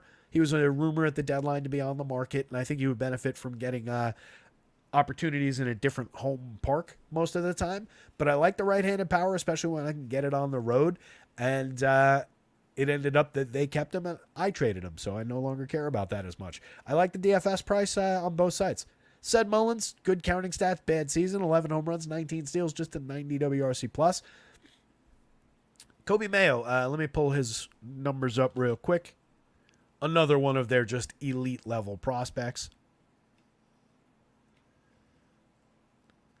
To put that in perspective, just the traditional stats. Current grade, 55 game power, potential 70 grade game power. Raw power, current and potential both at 70. That is impressive power from a guy who comes in at the dead min at third base today on DraftKings. Not bad. In 341 AAA plate appearances for that outrageously good AAA team of theirs, he's got 20 home runs this year, 301, 375, 586, creating runs 41% better than average with a 285 ISO. He's only 22 years old, so it's not like we're talking about somebody who's like 26 and putting up those numbers at AAA. If anything, he's early. In call it 600 and change plate appearances in AAA and AA on the way up last year. He hit 29 home runs. Had a combined, call it 270 something ISO, 296 in AA, 244 in AAA. Kid is a monster. Dead min on DraftKings. Not only is he the dead min, you can pair him at second base with Jackson Holliday, another monster prospect. I don't care that his 44 plate appearances outside of the Grand Slam that he hit 2 days ago have been bad. I care more that he's made good contact when he has connected with the ball, and I care more about the long-term prospect profile that we've had of this kid being utterly elite at playing baseball. His AAA numbers are bonkers. His numbers all throughout his entire life are bonkers. I don't think it's just going to not arrive in the show. 24 on FanDuel. I love the option if I'm going to Orioles stacks. Shortstop and second base eligible is killer eligibility. Second base only is exactly where I want him on DK at 3,200. The purchasing power that these two down here give you, whether you're putting them both into a lineup or just taking one of them, is ridiculous. If you grab those two down here and just wrap them back around to the three elite hitters at the top, or two elite hitters and Colton Cowser, or if you don't want Cowser, you can grab Mountcastle or O'Hearn or Adley. But if you're just going with that 8, 9, 1, 2, 3, that brings the Orioles bats, including Gunnar Henderson, in a stack that includes Gunnar Henderson and Anthony Santander, to an average of 4,180. I would not have a problem in a few weeks saying that both Kobe Mayo and Jackson Holliday, if they deliver on their talent, will be priced at least 4,100. So yeah, you're paying it, technically you're paying more for them early, but I promise you those two players are more talented than $4,100 players right now, and you'll see it soon. And the idea that you can stack them together with Cowser, Santander, and Gunnar for $4,100 a piece is bonkers. And same thing if you, instead of Cowser, you want O'Hearn, and you don't want to occupy another outfield spot, you fill out your infield that way. Now I've got my entire infield complete plus an outfielder from an elite team facing Carlos Carrasco for $4,200 apiece. Say I want to skip both those guys and go to Adley and take my catcher off the board. $4,460. Purchasing power. Don't know how popular they'll be. Probably less so than they should be. Keep those two players also in mind for one-off shares. If you're building a five-man, two-man, and then you need a very cheap one-off, either one of those guys, that purchasing power works the same way in non-stack lineups where they're just one-offs. Killer opportunities to have those guys that cheap. They will not be that cheap for long. On the Guardian side, Stephen Kwan, killer leadoff option, 53-32, hitting for a little bit of power as we discussed this year. Just a dominant season overall. 333, 385, 486, a 153 ISO, 150 WRC+. That ISO is not very strong, but it comes on 2.3% barrels and 22.7% hard hits. So I would argue it's actually an elite level ISO for that kind of contact. He's also hit 11 home runs, stolen 6 bases this season. That's awesome season. He strikes out 8.5% of the time and draws 6.9% walks, so the ball's constantly in play. Really like getting to Stephen Kwan in my Guardian stacks, and it's a good day to get some Guardian stacks. Lane Thomas, as I said yesterday, just made in a lab to fit right into this team and what they do. 256, 334, 412 a 110 WRC plus, a 156 ISO, has 8 home runs and 28 stolen bases this year. Last year hit for a little bit more power, had 28 home runs, stole 20 bases over 682 opportunities, 201 ISO. Maybe we see a little bit more growth of power, but he's doing currently exactly what this team wants. He's relatively low strikeout. He hits the ball fairly hard. Excellent option, 4,800, 3,400 fits right in with this team. Jose Ramirez, Josh Naylor, that's where the power is, 12.03 and 11.42 in the home run model, 28 and 23 home runs. Jose Ramirez, another star that maybe for a month at the very beginning of the season we were like, oof, not a great start for Jose. Look where he's at now, 28 home runs, 20 stolen bases, a 264 ISO, a 140 WRC+. plus. Another player that just, you give him time, you never have to worry about these superstars. David Fry coming off another home run last night. 9 home runs on the season. 285, 387, 456, up to a 140 WRC+. plus. Definitely a good quality option. 4,500 at the catcher spot on DraftKings. You get him in 3 spots. You can rotate him around, technically 2 spots on FanDuel for 2,900. That's pretty cheap for a guy who's delivered a lot of talent over 285 plate appearances, created a lot of runs for this squad. Hits in the middle of the lineup against a pretty medium, mid-level type pitcher. Mediocre pitcher, actually, not even mid-level. Like the opportunity to grab some cheap Fry, and he helps cheapen up a Guardian stack. Not quite in the same ridiculous manner that the Orioles do. That Orioles spot is so elite that I'm actually considering just dropping a DraftKings lineup in, just for the hell of it.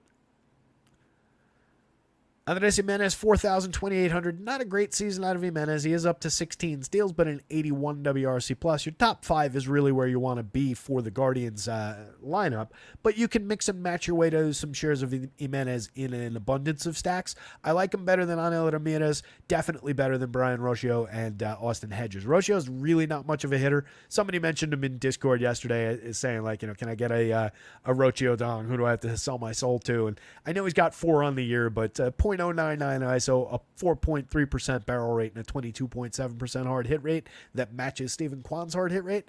Kwan's got 11 home runs on that rate. Rocio, not much of a hitter, more here to play a pretty elite level shortstop defense.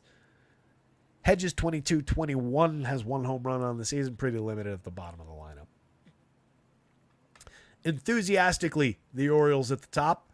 Guardians not all that far behind, though. There's a lot of quality. They're just a little bit more difficult to reach. Well, yeah, I feel like, especially on DraftKings, some of the key Orioles bats are more underpriced than some of the key Guardians bats. Right? Those are pretty high prices. These are pretty low prices. But both teams are definitely in play again today. See what you guys are talking about. Been a second since it popped into the chat.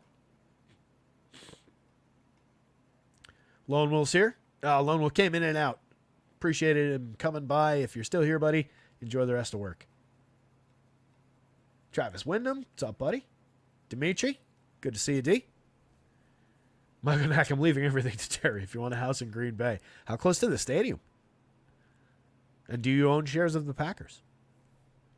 Steve Leawood says the weather outlook improved for New York. I forgot about the weather. I always forget the weather off the top. Roth had orange-yellow for the Blue Jays-Yankees game. A storm complex moves in early in the game. That could mean a late start. It could mean an early delay. It could even mean a PPD, though that's not my immediate lean. For now, I'll leave it a good chance for delay. PPD possible, is what he says. Keep an eye on it right now. It looks fine. But, I mean, that's not a good way to tell 2 hours out from game time. I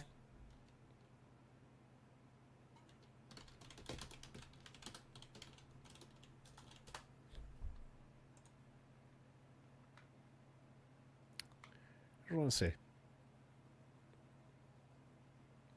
That's a pretty wide line of storm. It's basically the length of New Jersey on one of those like upswinging angles right up toward the Bronx. Hey, look, Middletown's on the weather map today. Did you do that as a kid? And I mean, I did it just now. Did you get excited when your local town in the burbs was on the weather map when the big city weather map popped up? I did.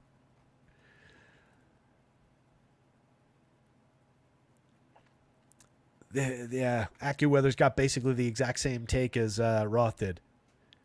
68% chance of rain at exactly game time, 7 p.m., and then it drops to a 50% chance of rain 8 p.m. to 10 p.m., then spikes a little bit during the 10 p.m. window, then drops back to 50%. So, Everybody's sitting on the fence. Start of a weekend series against a division opponent. It's an easy game to move around and reschedule. That said, the Yankees less inclined than other teams to postpone a Friday night game. Just the way things work in the Bronx.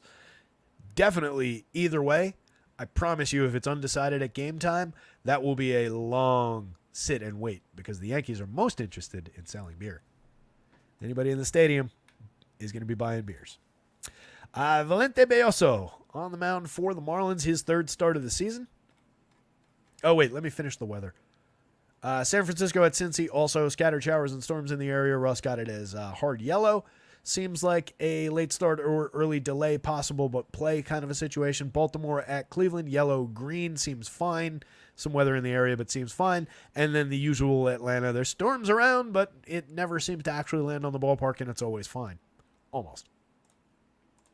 And that's this game. So we're caught up. So, Valente Belloso. Again, 8 strikeouts in his most recent performance, but did give up 5 earned runs on 7 hits over 5 innings. That was against the Red Sox. Went 5 against the Royals in, for major league purposes, a better start. Gave up no runs on 2 hits over 5, faced 18 Royals. Only struck out 2, didn't walk anybody. For DFS purposes, that's kind of a limited start. Not available on your DraftKings slate, at least as of last check. 6,400 on the FanDuel board. I don't think you're getting the sixth inning out of him. More likely than not, he's just going to get tattooed by the Braves. Across 7 starts, 34 2/3 AAA innings this year. He's got a 4.67 ERA and a 5.52 xFIP. In a comparable number of starts and innings in AA this year, he had a 4.60 ERA, but a 2.83 xFIP. Had a decent strikeout rate in the AA innings, 29.5 and a 5.3% walk rate. He's 24 years old. Seems like he's just like talent level was right at like I can dominate AA hitters, but I'm not good enough to beat AAA hitters yet. Which doesn't necessarily make you good enough to beat major league hitters, especially some of these Braves. I don't think we're going to Belloso. If he pops onto the DraftKings slate, if he's like 4,000, then maybe you could consider some shares because I do think you do have the upside to 5 innings and you do have the upside for a little bit of strikeout stuff. But I don't think they've added him. Let me know in chat if they've added him. Mom is here. Sounds like Mom and Jake are talking stacks. Braves and Orioles for Michael Knack. Okay, that one works. Mama's looking for the SP2 call. Hustle likes the Mets. I like the Mets today as well. They were one of the top couple teams. Both New York teams ranking up toward the top of the board today.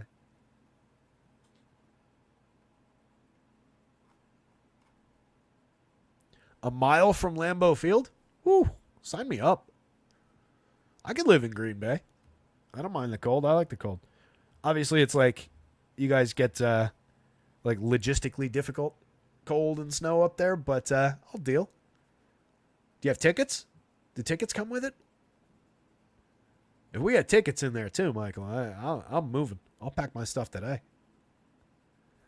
Let's see if we got either of these lineups in. So Schwelly, very, very interesting to me. Good pitcher, talented kid. Just used him as a trade chip in the Dynasty League. Sad to see him go. Kind of was hoping that the other owner would be more inclined to take Birdsong off of a couple big strikeout games, but they didn't know who he was, and they're a Braves fan. So had to see Schwelly go, and then he got flipped to another team. I'm going to try and reacquire him if I can. 25.5% strikeouts in his first 57 2/3 over 10 starts in the show at this point. A 4.06 ERA, but a much nicer 3.47 xFIP.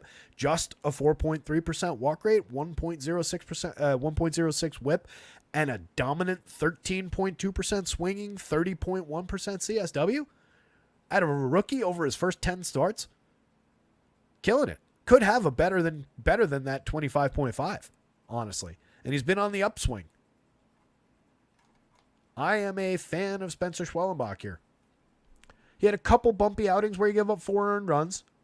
One really bumpy one in his second career start at Fenway. Gave up 6 to the Red Sox, only struck out 4. Gave up 4 apiece to St. Louis at St. Louis and Pittsburgh at the end of June, but struck out 6, struck out 7. went exactly 5 in those 2 games.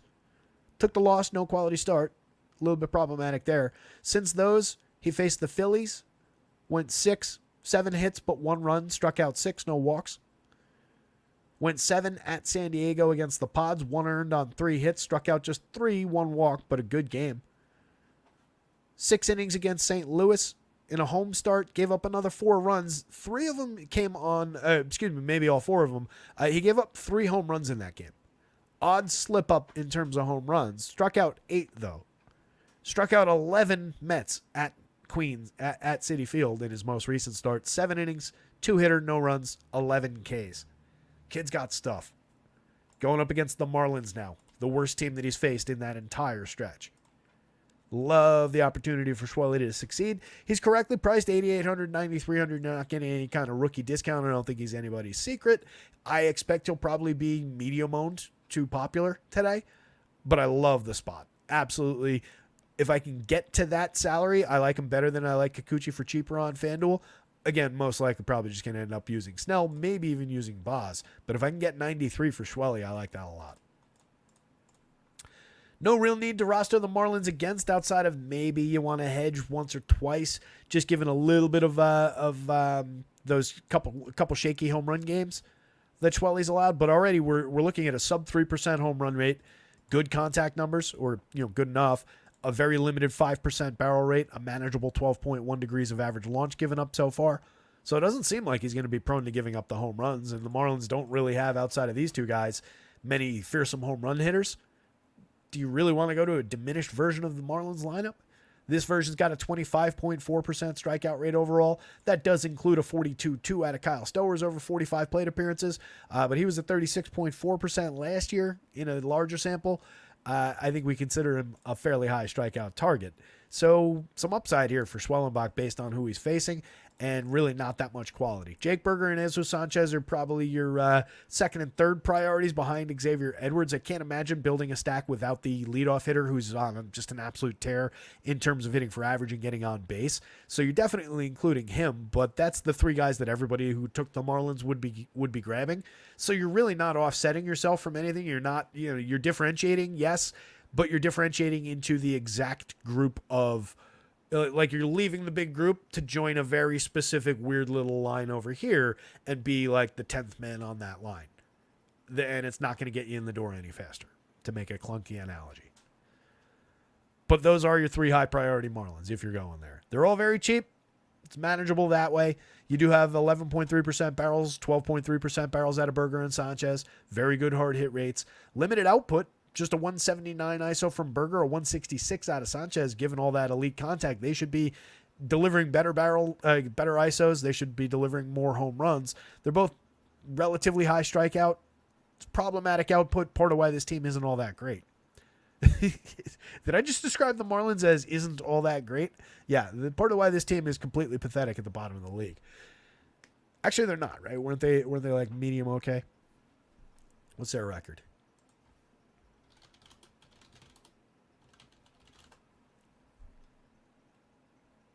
No, 367 win. 40 wins, 69 losses. I think it's fair to say that they're pretty pathetic. On the Braves side, a lot more compelling bats, but to continue down the rest of the Marlins lineup, Jonah Bride continues to come in and clean up for this team for some reason. Not really sure why. Kyle Stowers is a more interesting bat, lefty hitter. I would just have him hit cleanup, or probably Sanchez hit cleanup, or like I said yesterday, you got to mix that up a little bit better. 2,600 across 26-23 for Stowers. You maybe buy a little bit of power there. He'd be my 4th man in behind the top 3, more so than Jonah Bride for a little bit cheaper. Bride just not much of a hitter. Otto Lopez, not much of a hitter. Multi-position eligible, 3 home runs, 8 steals, and 222 plate appearances. Nick Gordon, 74 WRC+. He has hit 8 home runs in 269 chances, but there's no consistency there, and there's no true quality there. Just a little bit of happenstance, and that's not even a great total in that many opportunities. Emmanuel Rivera and Ali Sanchez at the bottom of the lineup, pretty skippable. Top of the Braves, Jorge Soler going up against what probably is going to prove to be a gettable pitcher here. Basically a double-A talent right now. I think Soler has some pretty appreciable power upside, on a day where the Braves are drawing the highest implied total on the board at 5.53 implied runs. Love the upside for Soler, but he'll be popular in that spot, particularly where it costs $4,400 on DraftKings, $34 on FanDuel. We're just at basically correct pricing. This is very cheap for Soler's power upside on DraftKings. 12 home runs in a bad year, a 176 ISO, but still creating runs 13% better than average. An intriguing bat in the leadoff spot. Austin Riley, monster power upside at third base. He's up to 15 home runs in a bad season. Hit 30 plus each of the last 3 years. Not going to get to 30 this year, but we've got an outside shot at like 25. 197 ISO, 116 WRC plus. Marcell Ozuna, their best player all year. 5,700, 4,100, correctly priced. 31 home runs, a killer slash line, a 165 WRC plus, and a 280 ISO. Matt Olson hit his 18th home run last night. Hopefully signs of life, and hopefully he continues the trend. Up to a 191 ISO, 18 homers, a 100 WRC plus. We're on league average on the nose. 11.1% barrels and 47.7% hard hits. Both of those are down for him, but they're still elite level contact for just, your average player, your creative player. Orlando Arcia getting another shot in the 5 spot. I'm not sure what he ended up doing last night. 10 home runs. Did he have 10 yesterday? I think he had 9. Did he hit his 10th yesterday? Maybe coming around. Maybe he's got a shot at getting to that 17 home run total from last year, but everything else about his season has been way off the mark. 225, 264 most notably on the front side of the triple slash. 70 WRC plus. The 41.6% hard hits and the barrel rate not being too far off the mark from last year are compelling. Maybe you can get a decent last 2 months out of him. He's very, very cheap. If you got the player that we had last year for those prices in the 5 spot for this Braves lineup on a day where they're at an extreme total, he's probably not going to be crazy popular just given the struggles this year. So combining those factors, that makes him kind of an interesting DFS play on this one. Eddie Rosario, less so, 3,000, 2,700. You just get a lefty bat with a little bit of power. 10 home runs, 9 steals, but a 148 ISO this year. Just 5.5% barrels. Pretty difficult season out of Eddie. Sean Murphy, tons of catcher power for 3,200, 2,600. He's got 6 on this season. It's been a limited year, only 147 plate appearances. He was much, much better last year. He's just cheap at this point, so happy to sign up some shares of Sean Murphy. Kind of a priority bat. If you're going to Braves on DraftKings, I wouldn't skip Sean Murphy at 3,200. I'd probably just, 1 through 4 plus 5 gets me there for 4,600 apiece for a stack that includes Soler, Riley, Ozuna, Olson, and Sean Murphy. That rivals the pricing of that Orioles stack when you included the 8 and 9 hitters for the dead min and whatever. That's interesting. They're really cheap. On a day where the Braves have a 5.5 implied total to lead the entire slate, it probably should be a little bit more expensive than getting their 5 best hitters for 4,600 apiece. That's not quite as low as that Orioles price was. And it's not as high end in terms of the talent and current year performance. Talent is wrong. Current year performance. But you have 5 established is not a strong enough word.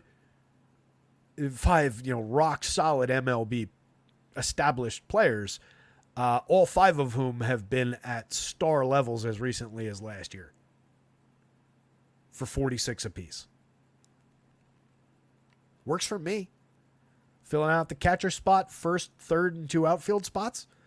So it leaves you shortstop. You can grab a high-end shortstop from another team. I bet you that the Braves and the Orioles fit together pretty well. Right? Because I could go Gunnar at short. I can, for a very cheap price, put Holiday at second from the bottom of that lineup. Right? 32 at second base. I can't get Mayo for $2,000 into that lineup unless I skip Riley. But we've already gotten 2 pretty key Orioles bats in. Gunnar and Holiday. You could take Cowser for a cheap price in the in that open outfield spot, and now you're not spending that much money. You're cheapening up the stack. You could probably still fit Santander, considering how cheap everybody is, and what you do with pitching, obviously. But there's room to leave a little bit of money open to spend on pitching still. If you were inclined to skip Riley and include Mayo, and you just go Mayo, Holiday, and Gunnar, as a 3-man. And then from the Braves, skipping Riley I don't like doing, but let's say you did. You just went Soler, Ozuna, Olsen. You've got Gunnar, Murph, and then just one of Rosario, Kelnick, Merrifield to fill out your 5th man if you want it, or maybe you want off that spot. It's a really interesting combination of two very high-end opportunities today.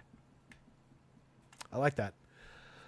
Kelnick at the bottom of the lineup, kind of scuffling 3,800, 3,000, but he's a contender for that last spot in that combination of hitters that I just said.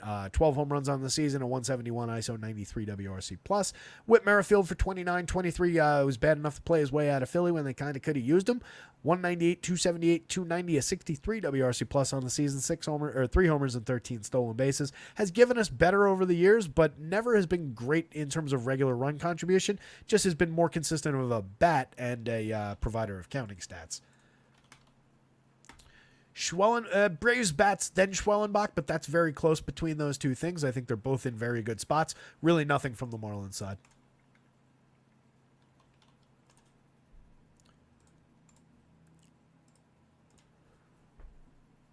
Cutter Crawford, 92-91 across sites, 3.57 ERA with a 4.14 xFIP, 23.5% strikeout rate. As I was saying at the top of the show, I have a difficult time paying that price. I think just drawing the matchup with this pitcher against the Rangers, when all these other ones are in better looking spots and all these ones below him are at similar projections and cheaper. I just don't love the option, but he is pitching well. Limited walks, pretty decent strikeout rate, not a bad xFIP. It's a little higher than you'd want, but a good ERA. So the expected numbers are a little bit, and the things that he can control a little bit worse, but it's not like he's getting shockingly lucky between there. He's got a good rating by Stuff Plus. He has given up a fair amount of barrels and a lot of home runs, but he hasn't put guys on base really. Pretty solid swinging strike rate with a manageable CSW. He's been good. I still tend to, I think, prefer this Rangers side of this equation a little bit. I think Crawford is playable. If you had him like $500 cheaper on both sites, he'd be more playable and maybe even interesting at this point. Jose Urena, I think everybody out there knows, is just a hard no. Right? Against this Red Sox squad with them drawing a pretty healthy 4.61 implied total against, I think we know that Jose Urena is just a no. 16.7% strikeouts. Yeah, 3.07 ERA in his 76 innings, but a 4.34 xFIP. Pretty gettable for premium contact. Has kept the ball down relatively effectively. But like if you look back last year, that's not like a trait of his necessarily. He did it this year, but not that year. Not necessarily this year. Mixed bag this year. Jose Urena is pretty targetable. From the Red Sox side, let's see if we got the bats. We do. I think we also have the Rangers here.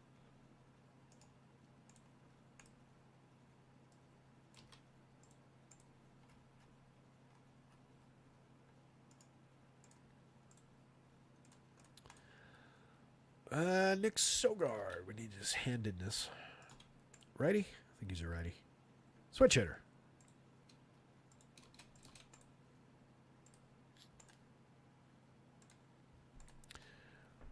All right, so Deadman priced hitter at the bottom of the Red Sox lineup as well. So the Sox are appealing. They were one of the more highly ranked teams overall on the board. They are expensive, but you do get a nice discount on Masataka Yoshida on both sites. The three key players on both sites, though, pretty pricey. 58, 55, 59 for Duran, O'Neill, and Devers on DK. 36, 35, 39 on FanDuel. Not unmanageable, and you can grab one extra guy to help average that down a little bit. So like if you're just including Yoshida off the top and going three outfielders, that becomes 34.50. It's pricey. DK, it's even higher. 53.50. That's rough on DraftKings. If you throw Wong into the mix, it becomes 5,000. A little bit better. And you get a good catcher bat there. Duran's been elite this year. 291, 351, 503 over what's now 500 plate appearances. A 212 ISO, 132 WRC plus, 13 homers, 23 steals. Absolute dream of a player for DFS purposes. Yoshida, over 234 plate appearances. Hasn't been bad. 279, 355, 394. We're just not hitting for as much power. 5 home runs, 115 ISO. He hit 15 homers last year. He's more of a contact line drive and hit the ball hard, but in the ballpark kind of a hitter. And he's done that fairly effectively. The barrels in the hard hit rate aren't great. They're diminished from last year, but 14.1% strikeouts, 7.3% walk. He is putting the ball in play, just needs to strike it with a bit more authority, and that should come around over the second half. O'Neill is having a great season, 22 home runs. He hasn't been running this season, which is a bit of a disappointment. He does have the ability to steal bases, but I think they told him, like, hey, let's just chill with the running and stay healthy. 268, 353, 546, 278 ISO, 22 home runs, and a 141 WRC+. Rafi Devers, 305, 383, 604, 299 ISO, 24 homers, and killer contact. Needs no real introduction. Probably 100 too cheap on DraftKings if you want to quibble about it. Same thing on FanDuel at third base on both sites. Connor Wong, playable as a first baseman on the FanDuel slate. Playable catcher and an appealing catcher on the DraftKings slate. 10 homers, 296, 359, 444, creating runs 22% better than average. Having a great year and has not even delivered the barrels yet. The barrels were the reason we liked him the last couple seasons as a cheap, sneaky catcher. And those haven't come around this season, but he's hitting for a lot more average and on base. If those pop up and he's managed to keep the average and on base, you've got yet another tier of catcher that he ascends to. Willie Abreu, definitely an interesting lefty bat to throw at this pitcher, given his 11.3% barrels, his 48.6% hard hits for just 4,500, 2,800 across sites. In 281 plate appearances, he's hit 9 home runs. He has a 219 ISO, a 122 WRC+. Do not sleep on Willie Abreu against a bad righty. I've said this before, and I think it worked out every time. Don't sleep on him. No guarantees. Not saying it's going to work out. There's no correlation there, but he's a good player, good lefty bat against a weak righty here. Dom Smith, not as much. He does have an okay 9.9% barrel rate, but slashing 237, 322, 400, 6 homers in 242 chances, a 163 WRC plus or 163 ISO is right on the line by WRC plus with a 100 dead at league average. Sogard, let me pull him up real quick.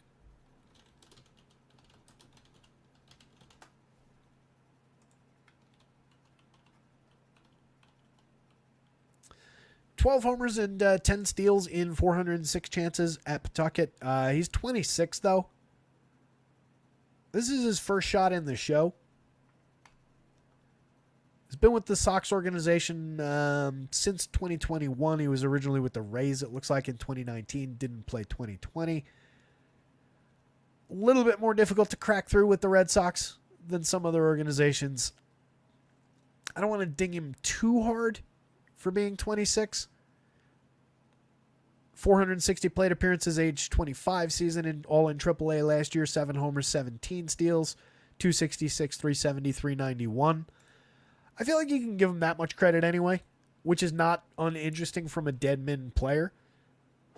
Like the ability to maybe be a average on-base correlated scoring option from down there. At worst, you get another option if Ceddanne Rafael is a little bit too expensive. You get a cheaper option to do similar things in terms of wrapping around and setting the table for the other guys up top. Not that Rafael has been great at that with his 285 on base this season, his 87 WRC+. He's been more a provider of counting stats. Pretty solid in that department. If we're just talking about the back of the baseball card, 53 runs, 55 RBIs, 12 homers, and 15 steals, all from basically the 8 or the 9 spot. He plays 4 positions on FanDuel for 29, 2 positions for 44 on DraftKings. He's an interesting mix and match piece. One of the better, more compelling 9 hitters that we have for DFS purposes, while not necessarily being like an elite level major league player in any one department. The Rangers bats, I'm interested. I guess I got to get on board a little bit with the idea that they're lower end than, say, some of these teams, but not by much. And if I'm saying that the 4-3-3 here is kind of interesting, then obviously that's got to be interesting. I think Crawford's targetable. Given the barrels and the home runs especially, I think he's targetable enough. It's not my top stack. It's not one I'm rushing out to go grab. But if you happen to land there, I don't think there's anything really wrong with it. 12.27 in the home run model to lead the team for Corey Seager. You got Semien and Josh Smith up top. In the mid-range, you get a 9.62 later in the lineup out of Josh Young. No Adolis Garcia in the lineup. Diminishes them a little bit. Ezekiel Duran, Carson Kelly, and Leo Taveras down the bottom of the lineup. Mixed bag for quality. Both Duran and Taveras were better last season. Carson Kelly has 7 home runs in 206 chances. He's a cheap catcher. But these guys are all like mix and match level talents down the bottom. Josh Young coming back to the lineup is definitely interesting.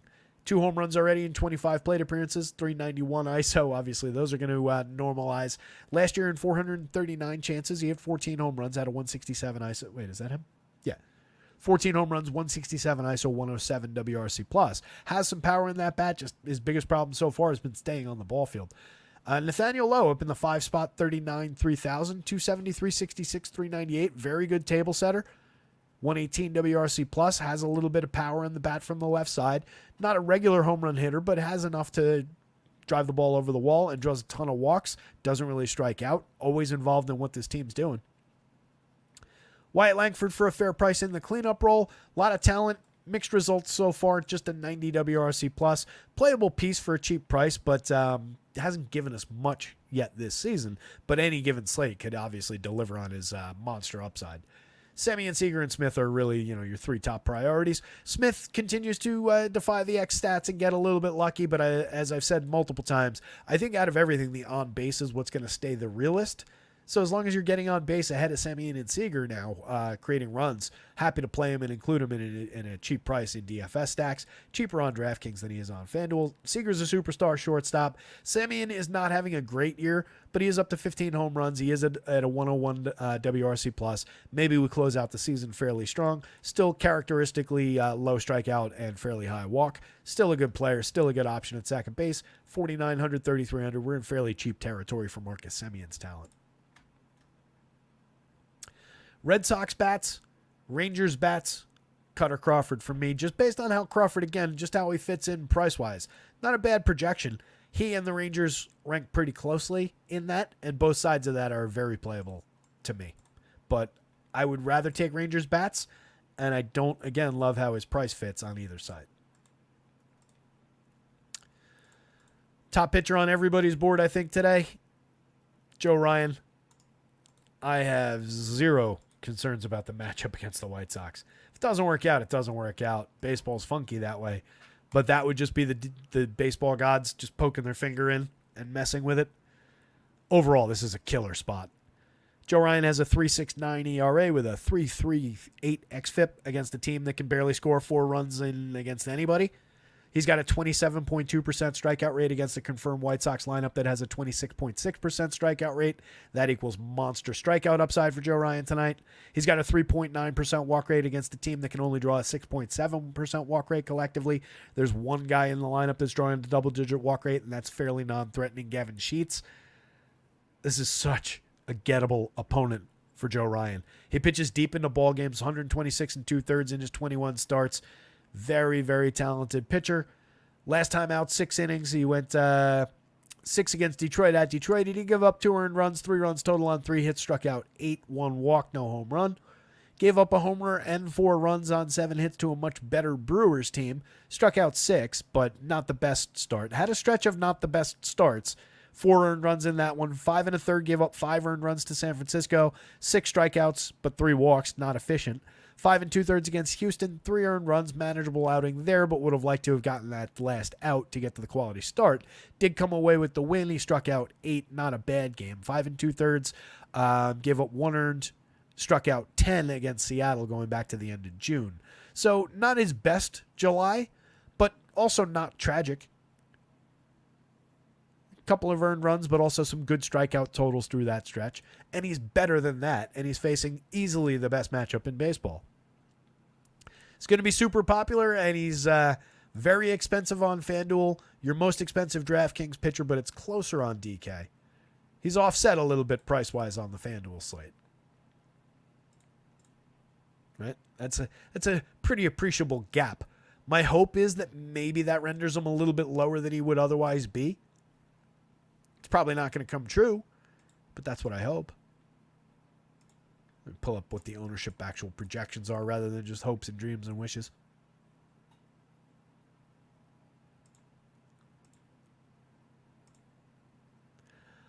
He's your top-owned FanDuel pitcher, but I tell you what, it's not far off the mark from several of these other guys, and it's totally manageable, the number that RG's got on it.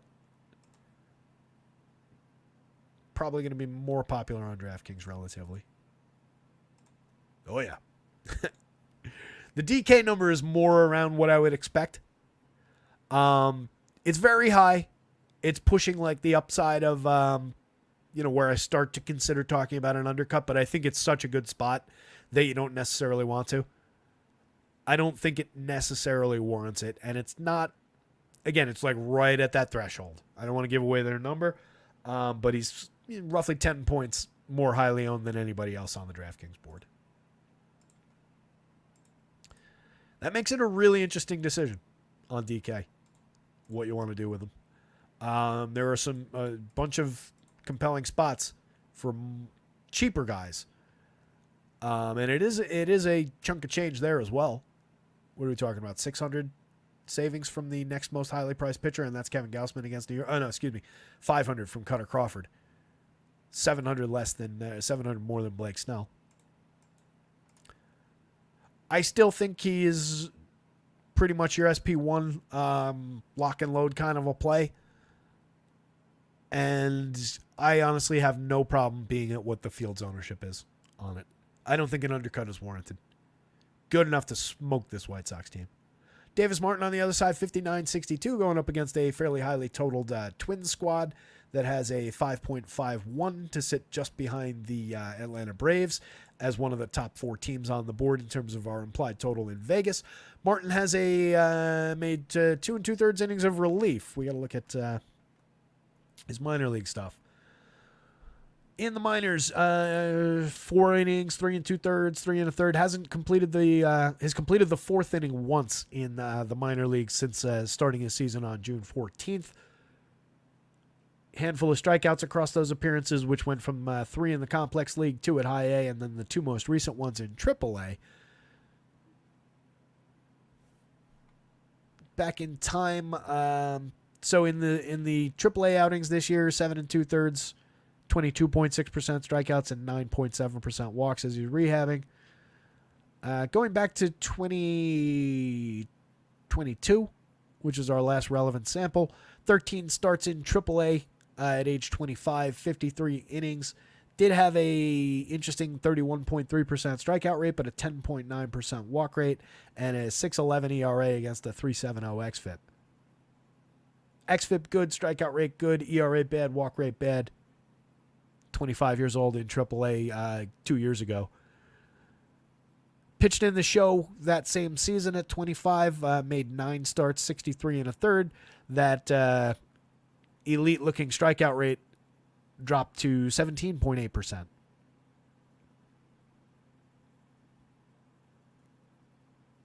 Oh, my eyes jumped, actually. It wasn't 31-3 that year. It was 28-3. Still very good. But it dropped in the same season when he came up to the show. It dropped to 17.8%. And he had a 4.83 ERA and a 4.42 xFIP. Point being, I think Davis Martin is kind of a target for Twins bats, and I don't think you're playing him at 5,900, 6,200 on either side. Obviously, we're not paying attention to the 2 2/3 there. This is what the numbers looked like 2 years ago in the show. 17.8% strikeouts, a 4.83 ERA, a 4.42 xFIP. Decent swinging strike rate. I'll give him that much. But I don't think so. I think I gave him like 4 innings today. 70 some odd pitches. Just because, again, he hasn't completed the 4th inning. White Sox bats are just kind of a hard no, but if you're considering it, I guess Miguel Vargas is in consideration from the top spot, just because he's in the leadoff position, 2,900, 2,500. 3 home runs, a stolen base, and 89 WRC+, played his way out of Los Angeles. Brooks Baldwin has not been good, but he's one of their more highly regarded prospects. 42 plate appearances, 175, 214, 275, 34 WRC+. Luis Robert is a superstar. 4,600 is way too cheap on DraftKings. 3,100 is way too cheap on FanDuel, but you don't really need to roll the dice, even as a one-off against Joe Ryan. He hits a home run, he doesn't, maybe, whatever, but not a great spot to go hunting for that outside of the fact that he's just cheap, and you can do it against the most highly owned pitcher. 46, 31 is effectively very cheap. 12 homers, 15 steals. Outside of the counting stats, he's actually kind of been in a fairly big slump at 222, 294, 449, but a very solid 227 ISO. He's a monster power bat, and he does have a 13.33 in the home run model. Sheets draws walks. Gets on base at a 302 clip despite the 10% walk rate. 7 home runs, over 351 plate appearances, and an 86 WRC plus. Vaughn has an 87 WRC plus, but 13 home runs. Over 331 chances, Benintendi doesn't have much of anything. 8 homers, 203, 257, 317, 40% worse than average for run creation. Lenyn Sosa hasn't given you much in 192 chances. Dom Fletcher hasn't given you much in his 90. And Corey Lee has 9 homers and 5 steals in 265 opportunities. If this was a better team, maybe you'd be like, all right, well, that's weird counting stat output from a catcher at the bottom of the lineup. Maybe you could throw him in. On this team, I think you just skip the entire thing. Twins bats way more interesting. Willie Castro off the top, 45-29. Still stuck at 7 home runs and 10 steals. We haven't got much output there. Still at 60 runs. Hasn't scored in a couple of days. 347 on base and a 117 WRC plus, though. You're just looking at him as a table setter at this point. If you get a little counting stat upside, so much the better. Very playable part, second base and shortstop on DraftKings, 4 positions on FanDuel for a fair price. Trevor Larnach, a lot of premium contact for a $3,600 player on DraftKings. $2,700 option on FanDuel. He's hit 11 home runs in 246 chances. He's got a 192 ISO. Created runs 13% better than average. Hitting second, lefty bat against Davis Martin. We should probably have him at a little higher price. Makes the Twins pretty compelling as a stack in terms of where they land price-wise, because you also get a power bat like Matt Wallner a couple spots later for just $35. That makes that top 5 $4,300 a piece. That also rivals that Orioles stack, and that's just off the top. You don't even have to go to the bottom of the lineup. Byron Buxton back up to star caliber quality, over 307 chances now, a 235 ISO, 136 WRC plus, 13 home runs. The home run total getting chased by Royce Lewis in his 121 plate appearances. He's got 11 dingers on the season, 370 ISO, a 170 WRC plus. Just an absolute home run machine when he makes contact. 5,200, 3,800. Let's just keep him on the field for 600 consecutive plate appearances. Or not even consecutive, just 600 plate appearances. 84 chances out of Wallner. You can see the just utterly Judgian contact numbers in the tiny sample. He's hit 6 home runs in 84 chances, a 348 ISO, and just absolutely ridiculous level premium contact. That's an attribute. That's something he's done in samples going back over the past couple seasons. Last year in 254 chances, he had an 18.8% barrel and 48.1% hard hits, hit 14 home runs, delivered a 258 ISO. Year before, just 65 plate appearances, only hit 2 home runs. But this is a potentially high caliber left-handed power bat in the outfield for the Twins. Kind of a lurking monster right there. And he only costs $3,500, $2,900 across sites. High priority bat in Twin stacks. Carlos Santana, a very good mix and match option. Very low strikeout, decent walk rate, 14 home runs, 331 on base, creating runs 15% better than average. You can do a lot worse than just plugging Carlos Santana into a Twin stack at a cheap price at first base and going about your business.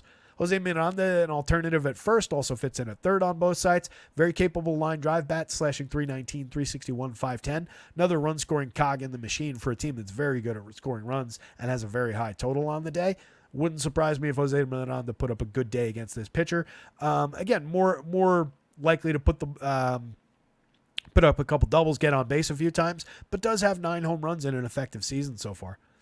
Brooks Lee, mix and match quality for 37, third base and shortstop, 2,700 same positioning on FanDuel. 2 homers, 2 steals in under 100 plate appearances so far. Another kid who's supposed to be a pretty high-end prospect. Hasn't delivered a ton with just a 77 WRC plus in a limited sample. Has some growing to do, but hasn't been bad either, only striking out 14.7% of the time.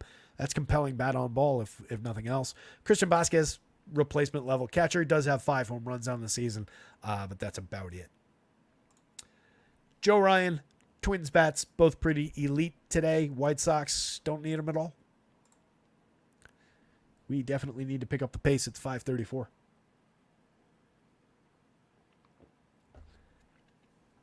Rays and the Astros. Let me grab the lineups. They're both in because, of course, they are.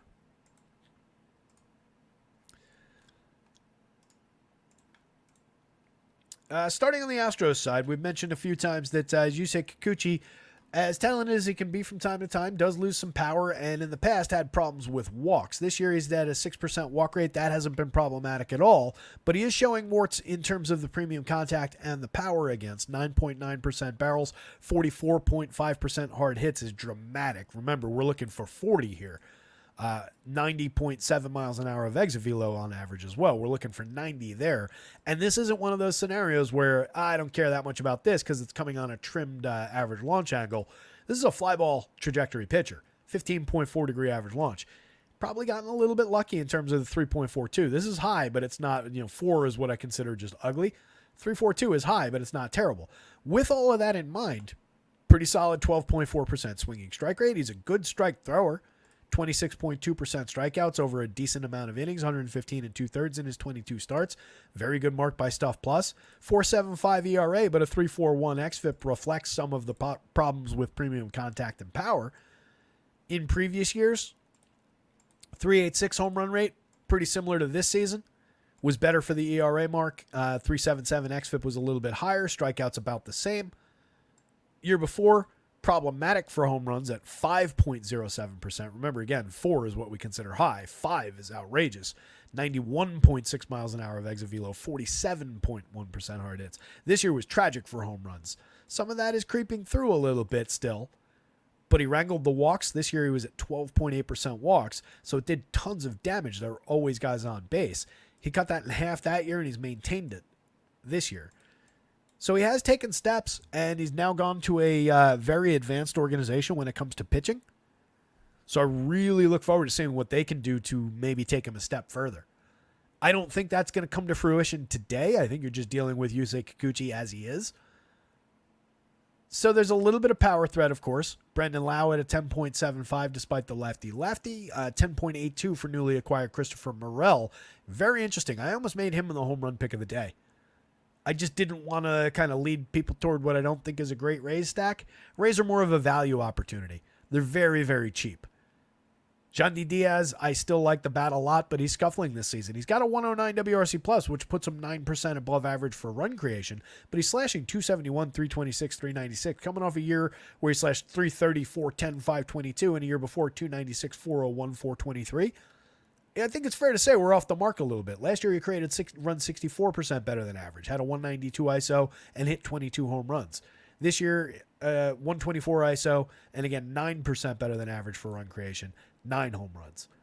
So still a very good player, but not quite as good as he's been the last 2 years. Still very low strikeout, not drawing quite as many walks, still hitting the ball hard, but not quite as hard. 43.29 though, very good price for Yandy Diaz to start off a Rays stack. Also newly acquired Dylan Carlson hitting second, 2,500, 2,200. Very bumpy season so far this year from St. Louis. Another one of those Rays style reclamation projects for a formerly highly regarded kid though. Interesting opportunity for him. 255 plate appearances of May last year, and the year before, 488 chances, only hit 8 home runs and stole 5 bases. So didn't deliver on the talent, but there is talent there. Rays are very good at extracting that talent from exactly this kind of player. 25-22. It's another spot where I don't think it happens today, but maybe somebody to keep an eye on. Curtis Mead for 26-23, skipping over the two guys I just mentioned before, have the elite power marks on this slate and all the power in the world between those two. 12 home runs on the season for Lau, 20 for Chris Morel, 186 ISO from Morel. That could easily come around and pop over 200. 256 from Brandon Lau, just an absolute masher from the left side at second base.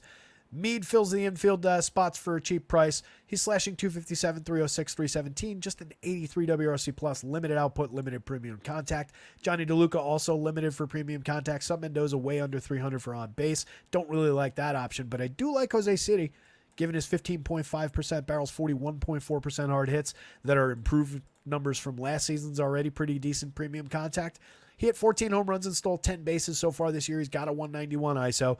Very limited otherwise. 198, 270, 389, and 89 WRC plus. But I think he's a better player than these guys are. So priority one, 2, 3, and then probably 4 down lineup. Jose Caballero, good for stolen bases, has 7 home runs, but not much output outside of the speed. Alex Jackson, capable of turning on one every now and again. Does have some thunder in the bat, but very limited. 3 home runs, 106, 168, 240 over 114 plate appearances, a 17 WRC plus. Does have a 12.7% barrel rate. He can square the ball up when he connects, just very, very inconsistent, nearly a 40% strikeout rate. On the other side, the Astros against Shane Baz, 6,800, 7,900 for Baz. I've mentioned him a couple times as a potential value target. You can see what Stuff Plus thinks of the arsenal in his 19 2/3 this season for 4 starts made. Only inducing a 9.9% swinging strike rate, 24.2% CSW, has a 4.43 xFIP under that 3.66 ERA, has given up a ridiculous amount of premium contact too, 52.6% hard hits, 92.8 miles an hour of exit velo on a 21.6 degree average launch. All of this is way, way, way over the mark. He's probably gotten lucky to only be at 2.35% home runs in the limited sample.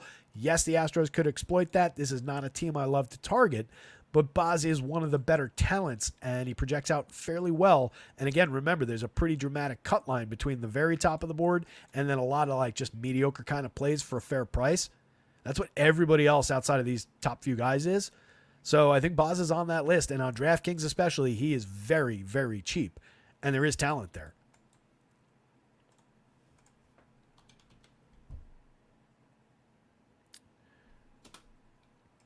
Come on, Fangraphs. In 2022, he made 6 starts in the show through 27 innings. Had a 5 ERA, but a 3.43 xFIP and a 25.6% strikeout rate. Prior to that, and then prior to the injury that cost him all of last year, he was a high 30s strikeout pitcher in those are limited innings, 46 innings in AAA in 21. 36.7% over 46 innings in 10 starts in AAA as a 22-year-old back in 2021.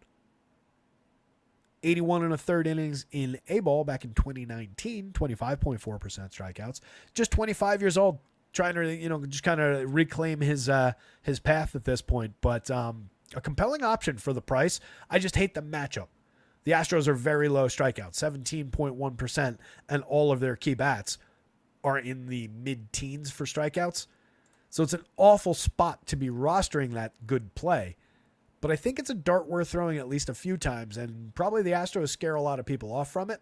So I think you can play it. I think for DFS purposes, it's there. At 7,900, it's to me just kind of like if I need that extra 200 in savings from Blake Snell to buy a really, really good bat upgrade, maybe I do it. If it's just like I could play that guy, I could play this guy, I probably stick with Snell. Astros bats going up against Baz, definitely some reason to play them given all the premium contact that he's allowed. This is a fairly elite hard hit kind of a club that hits a lot of home runs. Altuve and Bregman have 14 apiece from the top of the lineup. Bregman up to a 104 WRC plus, continuing his pretty strong surge that we've seen over the last couple months, few weeks. 13.2% strikeouts and 7.3% walks goes a long way toward helping rectify a season in short order because everything's put in play, and he's very capable of hitting the ball hard. We're not far off of just a normal Alex Bregman season at this point. Altuve, 306, 354, 452, creating runs 29% better than average. Jordan Alvarez, probably 200 too cheap on DraftKings, same thing on FanDuel. 20 home runs, a 231 ISO, 151 WRC plus. Just an absolutely elite lefty masher to throw at Shane Baz. So this is as strong a spot for Orioles as it is a good value opportunity for just based on the price and the talent for Shane Baz. Probably even more so on the Astros side, honestly. Jhonder Diaz stays at a very fair price just all the time, despite slashing 297, 320, 444, creating runs 12% better than average. He's up to 10 home runs over 397 plate appearances. One of the more regular contributors as a catcher at a position you have to play on DraftKings. That's still a cheap price. It's crept up a little bit, but 45 is still very affordable compared to some of the other high-end catchers. 31, you play him like he's a first baseman on FanDuel. Jeremy Pena, playable shortstop, middle-of-the-road type guy, 9 home runs, 12 steals, isn't great, over 440 chances, dead at league average creating runs. He's basically a replacement-level player, but he's playable given the spot in the lineup, the cheap prices, and the correlated scoring opportunities with all the good that comes before him in the lineup. A lot of mediocrity below him in the lineup. John Singleton, I don't love. He does have a little bit of power. He's up to 8 home runs, but totally inconsistent. Just a 118 ISO. You don't get much more than the odd home run out of Singleton from the left side. Jake Myers is having a decent year, 11 homers, 7 steals, but we're down to 234, 299, 403. So it's kind of crumbling around the edges. Caratini does have some catcher pop. I've talked about it a number of times just in the last few days. Getting him as a sneaky alternative away from Jainer Diaz and all of the premium contact he's made over the last few years. This year we're up in barrels, which has made the difference. It's accelerated his home run rate a little bit. We're talking about a backup catcher who's only made 131 plate appearances, but he's hit 5 home runs. He's got a 186 ISO. He's created a run 17% better than average in that sample on, again, believable hard hit rates that are right in line with what he's done over the years, and then a slight uptick in barrels that have led to quickening of those home runs. But last year, in 226 chances, he had 7 home runs, and then in 314, I believe this is 5 home runs. Oh, no, 9 home runs, sorry, 2 years ago. So there's enough power upside from the switch-hitting cheap backup catcher late in the lineup that you can surprise attack the field with that and just make a different decision than everybody else who's rostering the Astros. He's not going to be popular at all. He's also low strikeout, low walk. So all this good contact is pretty frequent. So you're not buying like a heavy strikeout home run opportunity. You're not buying Martin Maldonado, who used to be at the bottom of this Astros lineup, in a kind of similar role. Caratini is interesting. Mauricio Dubon is a mix-and-match player with 4 position eligibility on FanDuel, where he's more interesting. On DraftKings 3,200, he's just another outfielder. Tough call. The Rays are the bottom, building up from the bottom. The Rays bats are the bottom, but they're playable against Kikuchi for a little sneaky power upside. I think Kikuchi is probably the top. Probably Kikuchi, Astros bats, Shane Baz, particularly on DraftKings, and then the Rays bringing up the bottom of that ranking. Mets bats, one of the leading opportunities on the slate. Doesn't look like we've got their lineup confirmed, but we do have the Angels.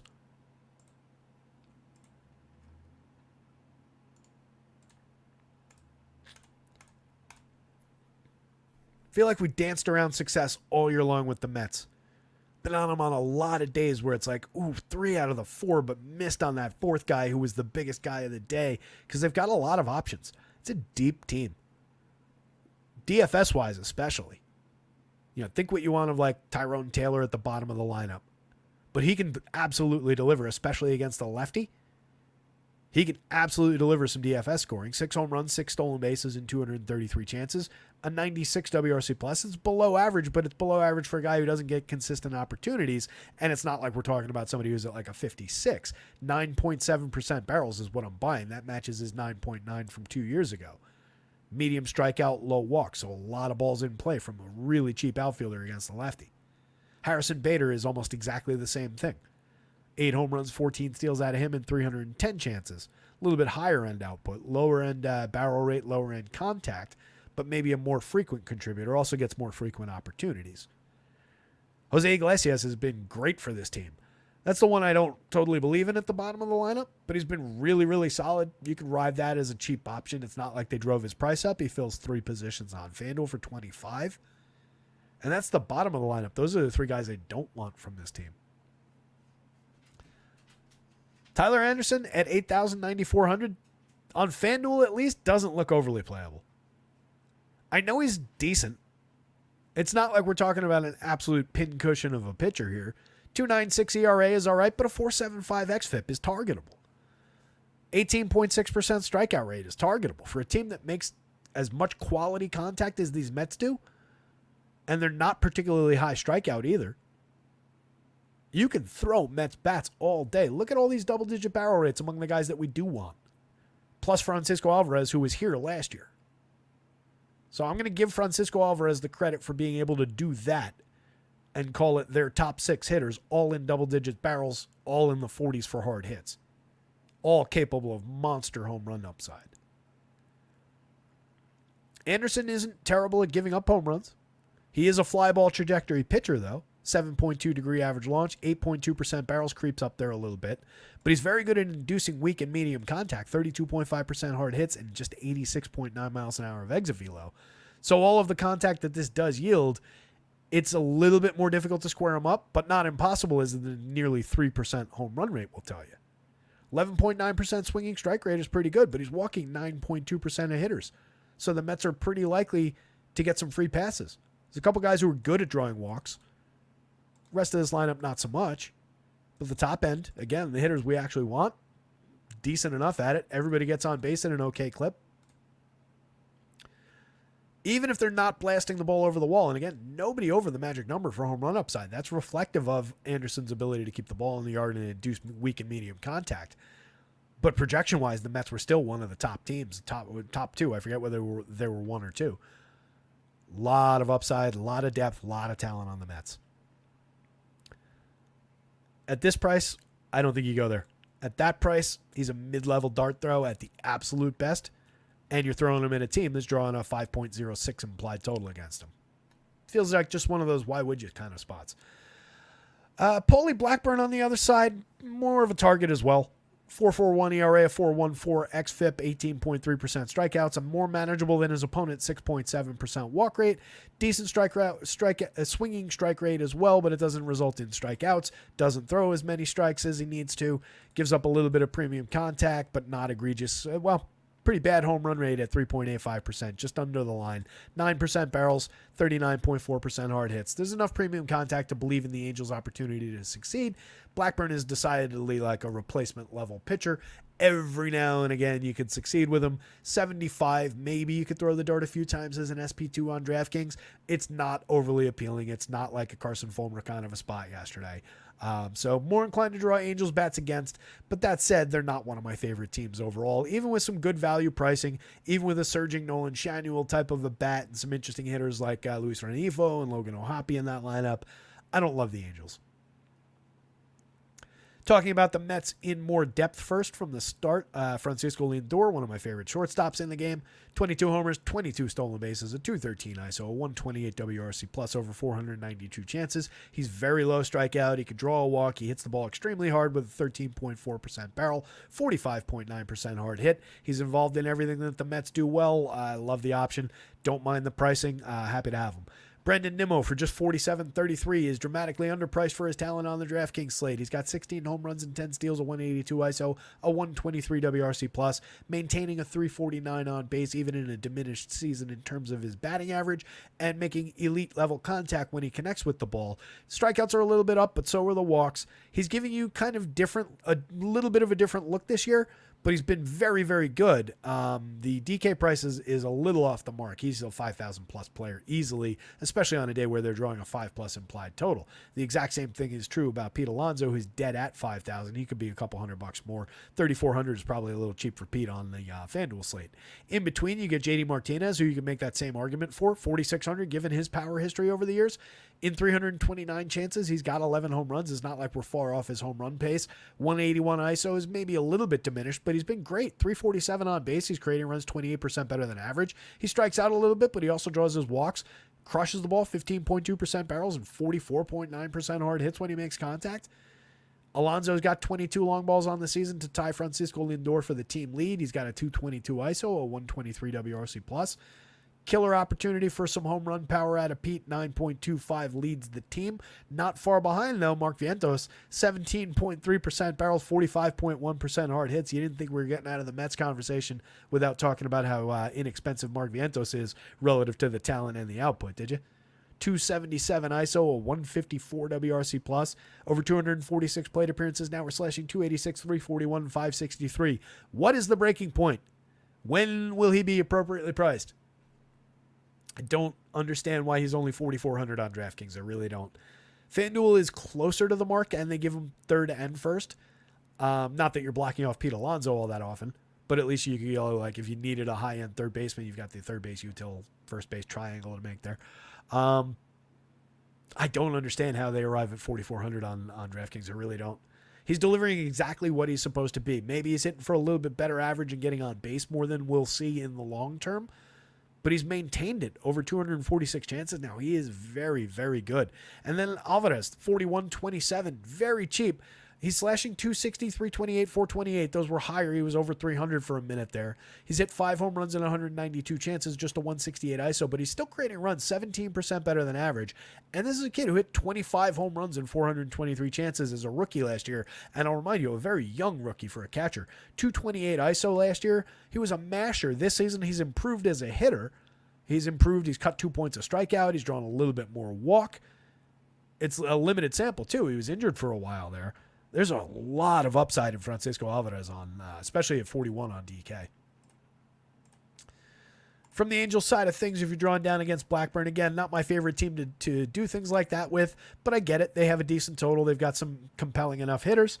I just wish they would kind of hit more in a group, some of their better bats, and they wouldn't like intersperse some terrible bats in between everybody. Nolan Schanuel off the top at 34-28 is getting on at a 346 clip. He's creating runs 7% better than average. 11 kind of odd duck home runs given the contact that he makes. Capable of driving the ball a little bit.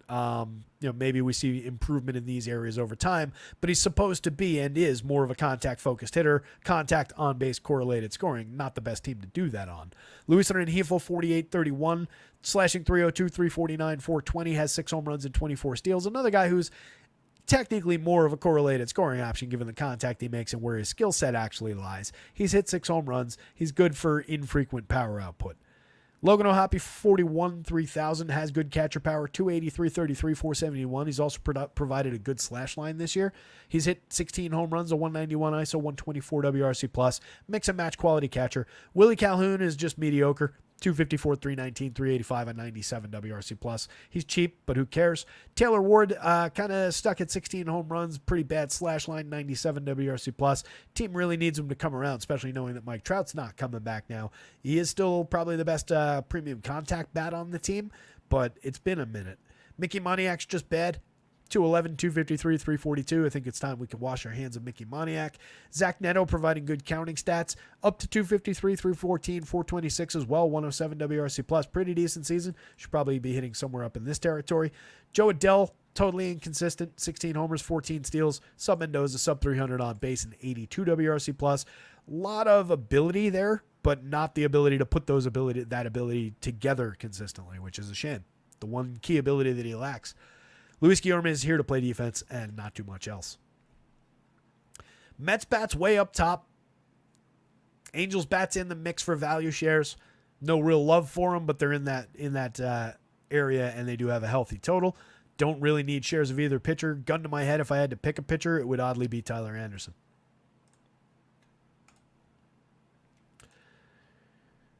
A's bats are in, Dodgers are not.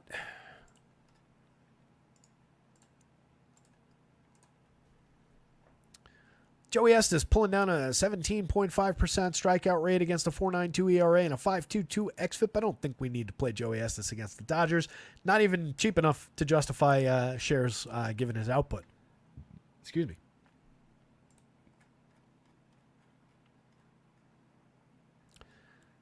Zero strikeouts over 2 2/3. I guess that was a relief appearance in his most recent outing. That was on the 26th, so we're full rest from that.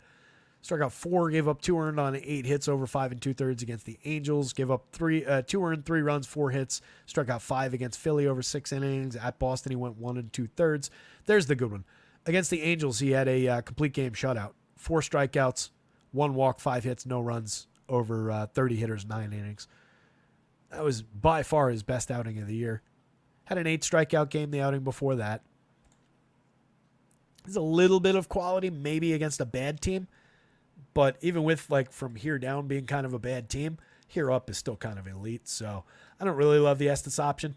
And Gavin Stone, 76-87 in a much, much better spot. Still a mediocre pitcher, 3.34 ERA, a 4.18 xFIP, but a good 11.4% swinging strike rate. Needs to improve on the 18.3% strikeouts, but at least there's some indicator that he might be able to if he could throw a few more strikes overall. Doesn't have a bad walk rate. Manageable enough whip, not bad for premium contact and power. In fact, downright good at inducing weak and medium contact. Not a darling of stuff plus, but good enough to beat this A's team.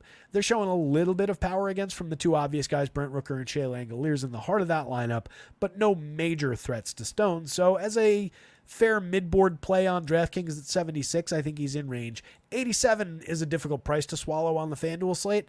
I think there's places we'd rather go than that. But if you need yet another step down in that conversation about, all right, actually, no, I'm sorry, he's more expensive than Baz and Snell. I was thinking that was 89 versus 87. So never mind. He's not exactly in that conversation. More appreciable value play on DraftKings. I do think you can play him, but it's more just like a fair mid-range option on FanDuel where there are kind of more interesting, cheaper options. Maybe not these guys. Dodgers bats, the obvious guys off the top. Ohtani with a monster 17.74. I believe that leads the entire slate in the home run model. 32 steals, 32 homers, 28 steals, a 183 WRC plus. He's a superstar. Will Smith, tremendous catcher, 10.9% barrels and 41.4% hard hits, 15 homers, creating runs 19% better than average. A surging Gavin Lux, he had a tremendous end of July. 319 plate appearances. The entire season doesn't look all that good. 12 points below average for run creation. 6 homers, 4 steals. Most of that came in the last few weeks. Has a long, long way to go. But a kid who's supposed to be talented, missed all of last year, maybe finally finding his footing. Very cheap at second base if he's hitting third again. Teoscar Hernandez, tons of power, down to 4,800 on DraftKings. That's kind of interesting. 3,400 on FanDuel is also a little bit cheap. 10.94 in the home run model. 22 on the season, a 214 ISO. Masher at the plate, not completely home run or bust, but more of that kind of a player. But very good bat against this pitcher. That's a capable enough spot. Then we get into the kind of the dregs. We got 2 playable pieces in the outfield here. 27 apiece on FanDuel, 33-36 for Hayward and Pius. Lefty-righty combination, basically just home run hunting with both of them. 5.68 in the home run model for Hayward, 5.94 for Pius. 5 home runs, 8 home runs, 191 and a 131 ISO. Hayward's a smaller sample so far. He's probably right now the better bat between the two because he's low strikeout, draws some walks, veteran guy. Pius, a lot higher strikeout, making better contact, at least in terms of barrels. But I probably lean Hayward a little bit between the two outfielders. I don't really want either one. Kevin Biggio, Enrique Hernandez, Nick Ahmed, just mix and match infielders at the absolute best, and they're really not even giving you much quality in that role. So it's a short Dodgers lineup, but that top end looks threatening to Joey Estes, and maybe a short 3-man stack out of there every now and again wouldn't be bad across 150 lineups. You could grab that. It's not the worst price. What are we talking about for if you just wanted a 3-man that? 56 apiece for Ohtani, Smith, and Teoscar. It's not awful. You get Smith at his value, you get Ohtani at a major discount, and you're paying up for Teoscar, but I feel like he was in the low to mid 5s not too long ago. If you stretch it out and you include Lux and Hayward in it, obviously you're drawing that down. That's another spot that kind of rivals that Orioles as far as the ability to draw that average down. That 5-man off the top that includes Lux and Hayward with the 3 superstars, 46.80 apiece.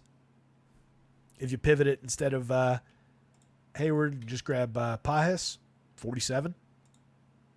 Cheapens things up really, really quickly.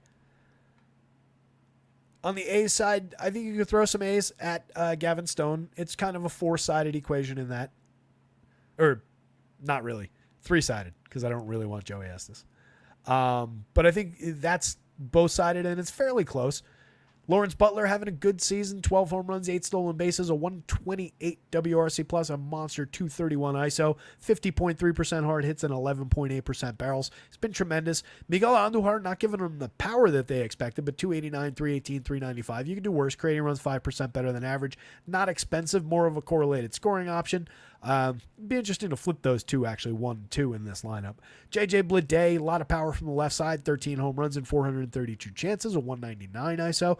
Not a bad option for 39.27. The A's are very, very cheap. Kind of like them a little bit better as a value stack, maybe even than the Angels. The one thing that would maybe negate that is that Stone is, again, good at limiting barrels, limiting hard hits, and exit velo. So that cuts into a little bit of what the A's do well and what I would be looking for from this team.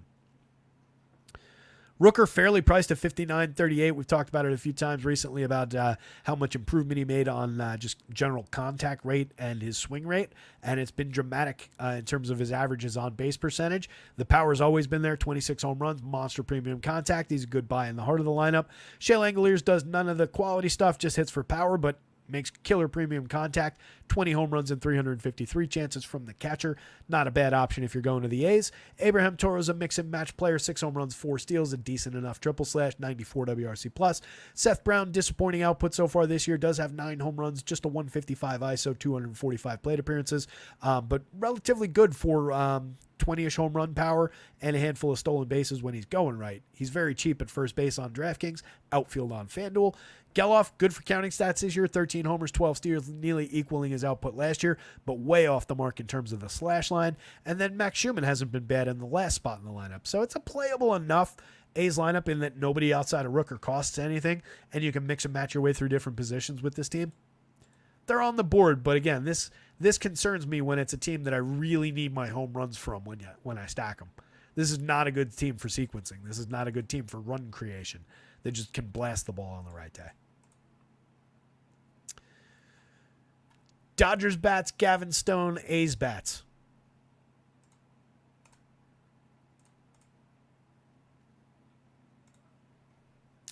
All right, we've got both of these lineups.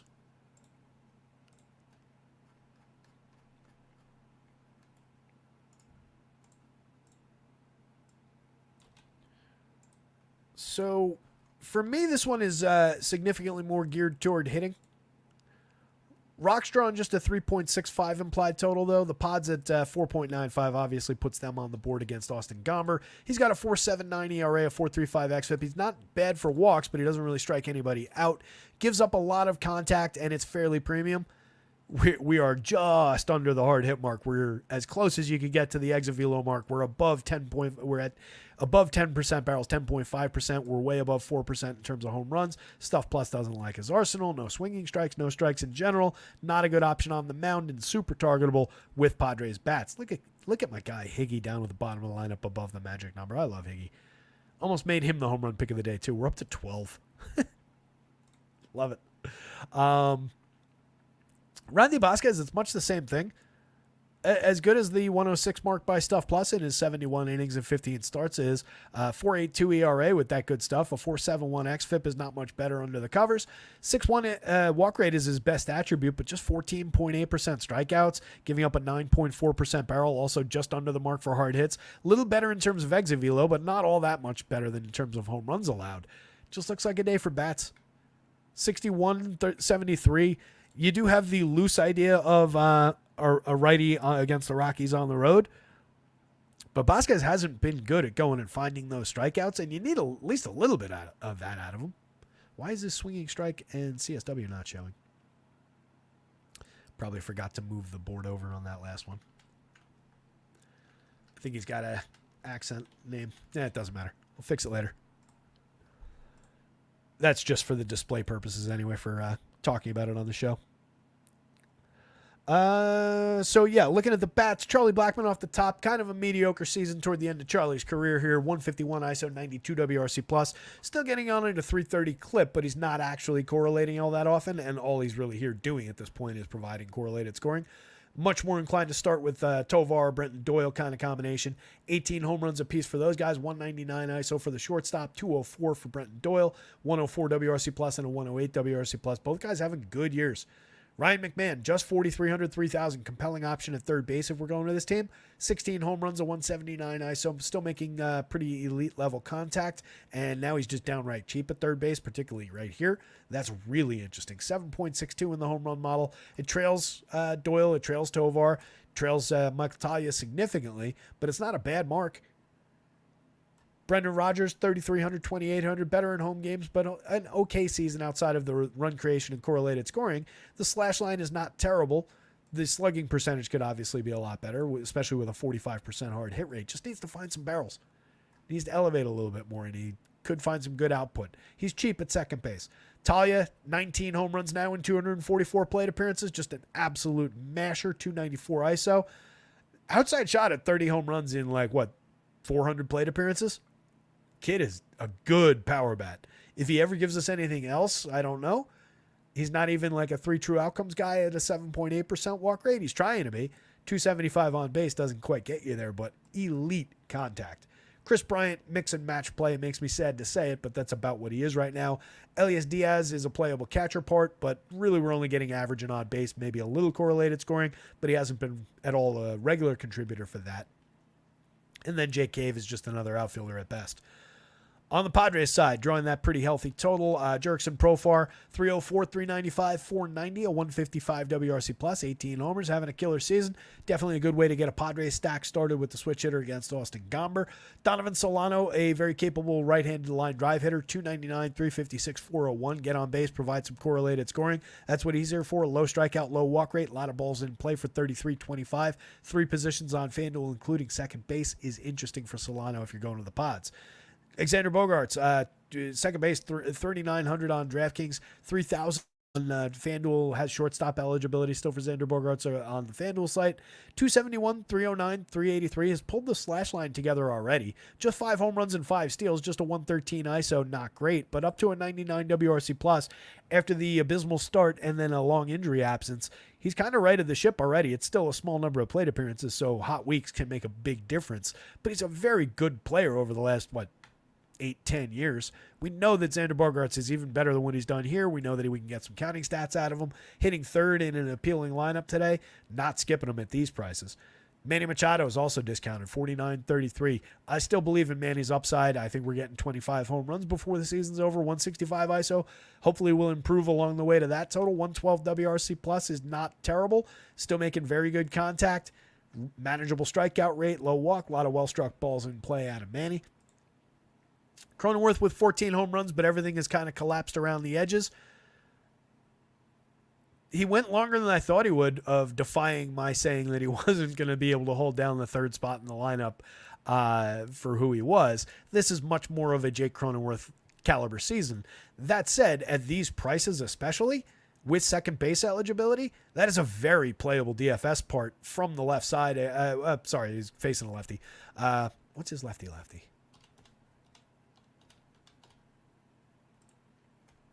I had the pitching matchup reversed in my head for that split second there.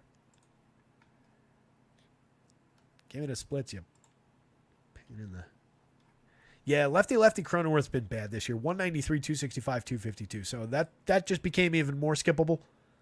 I don't love that option, but we're going back to there are lefties and there are lefties thing. Austin Gomber's much more on the first one. He's mediocre. So if you're going to play Cronenworth against any lefty, and the matchup will probably render him kind of lower owned compared to the rest of the Padres, this is probably one of the lefties you might want to consider playing him against, but the numbers haven't been great. Ha-Sung Kim, definitely appealing from the right side. The average isn't great, but the counting stats have been very good. 10 home runs, 20 steals, a 102 WRC plus, with more to give for a cheap price. Playable at shortstop, despite other quality from other players. 4,000, 2,700 is still cheap from Jackson Merrill, who's just consistent and been good all rookie season. 286, 316, 452. Creating runs 18% better than average. 13 homers and 11 stolen bases. Bryce Johnson, 21, 22 in the last spot. Hasn't given us much over 50 chances this year. Last year didn't give us much in 48. Year before didn't give us much in 19. Entirely skippable at the bottom of the lineup. But look at Kyle Higashioka. His 13.9% barrels exceeds even the great barrels and hard hits from the last couple seasons. The hard hits are actually down by 11 points compared to where he was the last 2 years. Imagine if that comes back. He's hit 12 home runs in 157 chances. He's got a killer 291 ISO that makes him look like a star power hitter. We're now 2 beyond what he did in both of these 2 seasons. In still, 100 more plate appearances each of those years. He's got a shot to hit those 2 seasons combined in roughly that amount of plate appearances from one of those seasons. Absolutely mashing. He's ultimately just a mix and match caliber talent. But if you're just home run hunting, you can do a lot worse than Higgy against Austin Gomber in this spot. He's got home run potential against this weak lefty. Padres bats, Rockies bats. For me, it's neither pitcher. If you want to throw Vasquez darts at 61-73, I get it. He projects out similarly in the median to where like Carson Fulmer was yesterday. I think he was only at like high 26s. But he's got less ceiling. He's got less upside, given that strikeout problem. Last game up, Phils and the Mariners. We got both of these lineups too. But it's going to be a quick, easy update after the show. That's at least fun. Check out rotoscouts.com when you get a chance. If you've never been there before, it would be really weird to find out that people are watching this show without ever having been to the site to actually grab the projections for free. But if you haven't, go check it out. Full projections, home run model, top stacks, pitching projections. Garrett Cole expects to make his scheduled start on Sunday. Oh, good. That made me nervous when I saw Garrett Cole's name leading that update. Check out our pals over at acemind.io as well. Make sure you hit the like button and the subscribe button here. If you go to acemind.io, when you fall in love with their product and decide to subscribe, make sure to remember promo code rotoscouts, all in caps, 20% off your first month over there. So Tyler Phillips, going back to that question from Mo 2 hours ago, 21.3% strikeout rate, a 1.80 ERA, a 3.44 xFIP, coming off a complete game shutout. 9 innings, 4-hitter, 4 strikeouts against Cleveland of all teams. That's a killer performance. Now he gets the super targetable Mariners and all the strikeout problems that come with that lineup. I love the spot for Tyler Phillips. 8,400 is fair on DraftKings. 9,000 on FanDuel feels a little bit high. He's not going to be the pitcher that I choose to go to, but if I was building 150 lineups, I'd have a share of him, a fair share of him. And if he was low owned, I would probably press up a little bit around the edges, just given that this is a team we've been targeting all year. And I now know that this pitcher has 7-inning upside. I'm not calling for another complete game, but give me 6 plus. Give me a little bit of safety toward a quality start. Give me a solid handful of strikeouts. By the way, he's not walking anybody in his 3 starts so far this year either. I said 4 starts earlier. It's 3 starts and 1 bulk relief appearance. That first one against Atlanta was 4 innings of bulk relief. He struck out 7 in that one. Kid seems to be pretty good, and it's a killer matchup. And then Brian Wu on the other side. Again, we're just a little bit hampered by this inability to pitch 5-6 innings and not just come up with ouchies. It's getting frustrating. I do like the pitcher. He's got a very solid 2.35 ERA. A 4.07 xFIP is a little revealing. Just a 17.8% strikeout rate, but a microscopic 2.9% walk rate.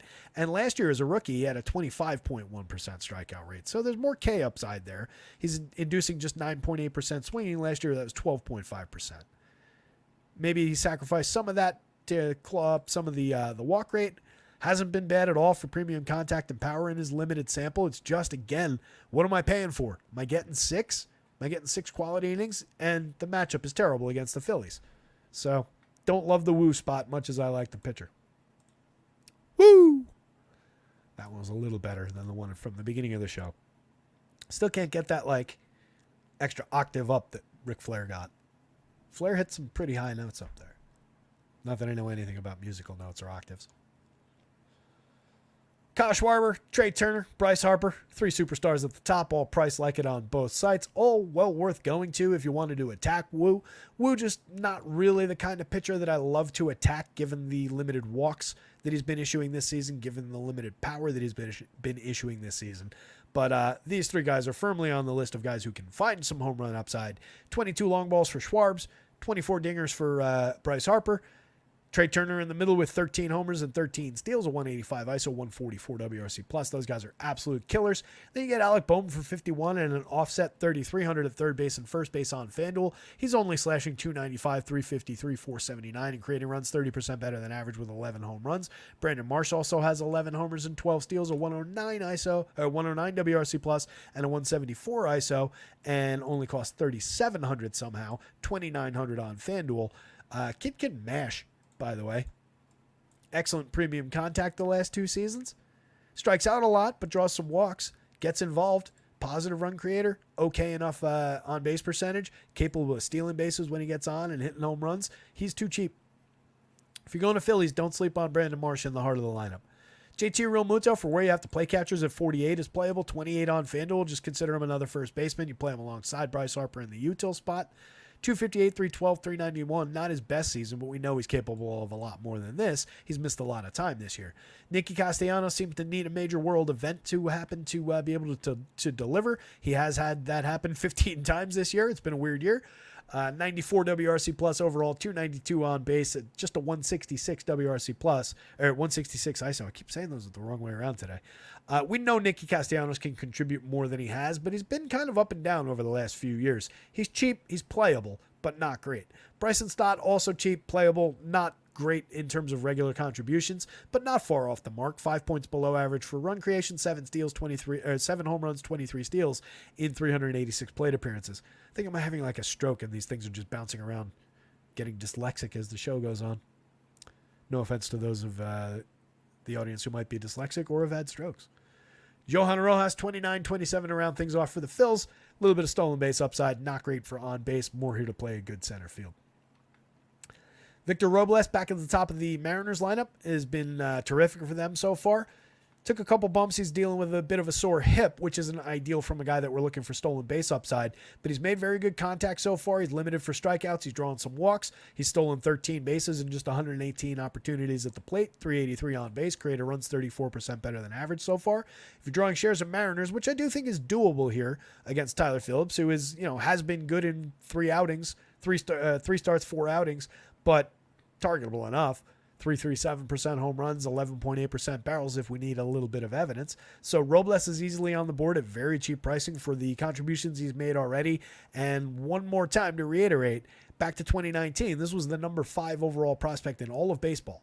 Supposed to be around a 20 home run and, 30, 40 kind of stolen base kind of a talent. Never really got there, had one good season and some mediocrity, washed out, came to Seattle, still just 27, kind of interesting.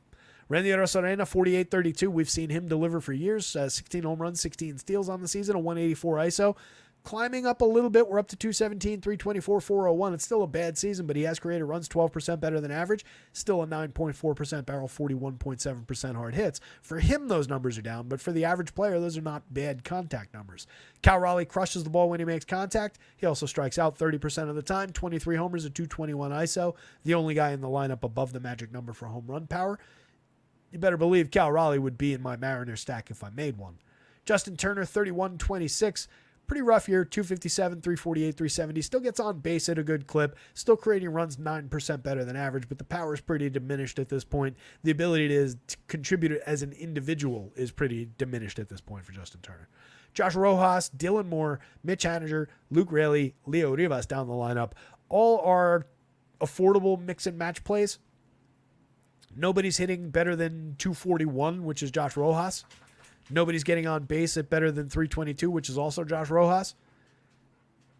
Dylan Moore has a 198 ISO with 9 home runs and 20 stolen bases. He's been the most interesting DFS contributor, but he's an infrequent contributor. 317 on base, strikes out at a 26.9% clip. Third base and shortstop eligible. Nice piece to move around the board a little bit on DK. Better on FanDuel with 4 positions for 3,000. Mitch Haniger, 9 home runs. They didn't get what they wanted out of Mitch Haniger, which was a bounce back to the power hitter that he once was. That said, he is still making very good contact. So in any given slate sense, you could get output out of Mitch. He's cheap, but not a great option. High strikeout, 28.2%. Raley, not having the season he had last year, 11 home runs and 9 steals is pretty good over 302 plate appearances, 99 WRC plus, 173 ISO. Probably the second most playable bat behind Dylan Moore out of the bottom 5.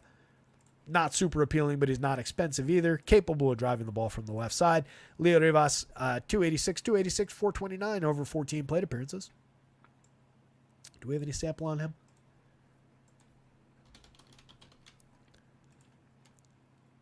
.623. We'll get the site updated by 6:30. We'll say a quick goodbye.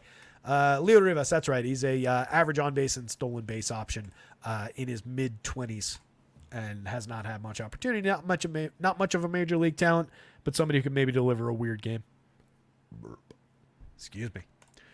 All right, that's it. That's the slate up and down. This one goes Phillies bats, Tyler Phillips, Brian Wu, Mariners bats. All 4 sides at least loosely playable.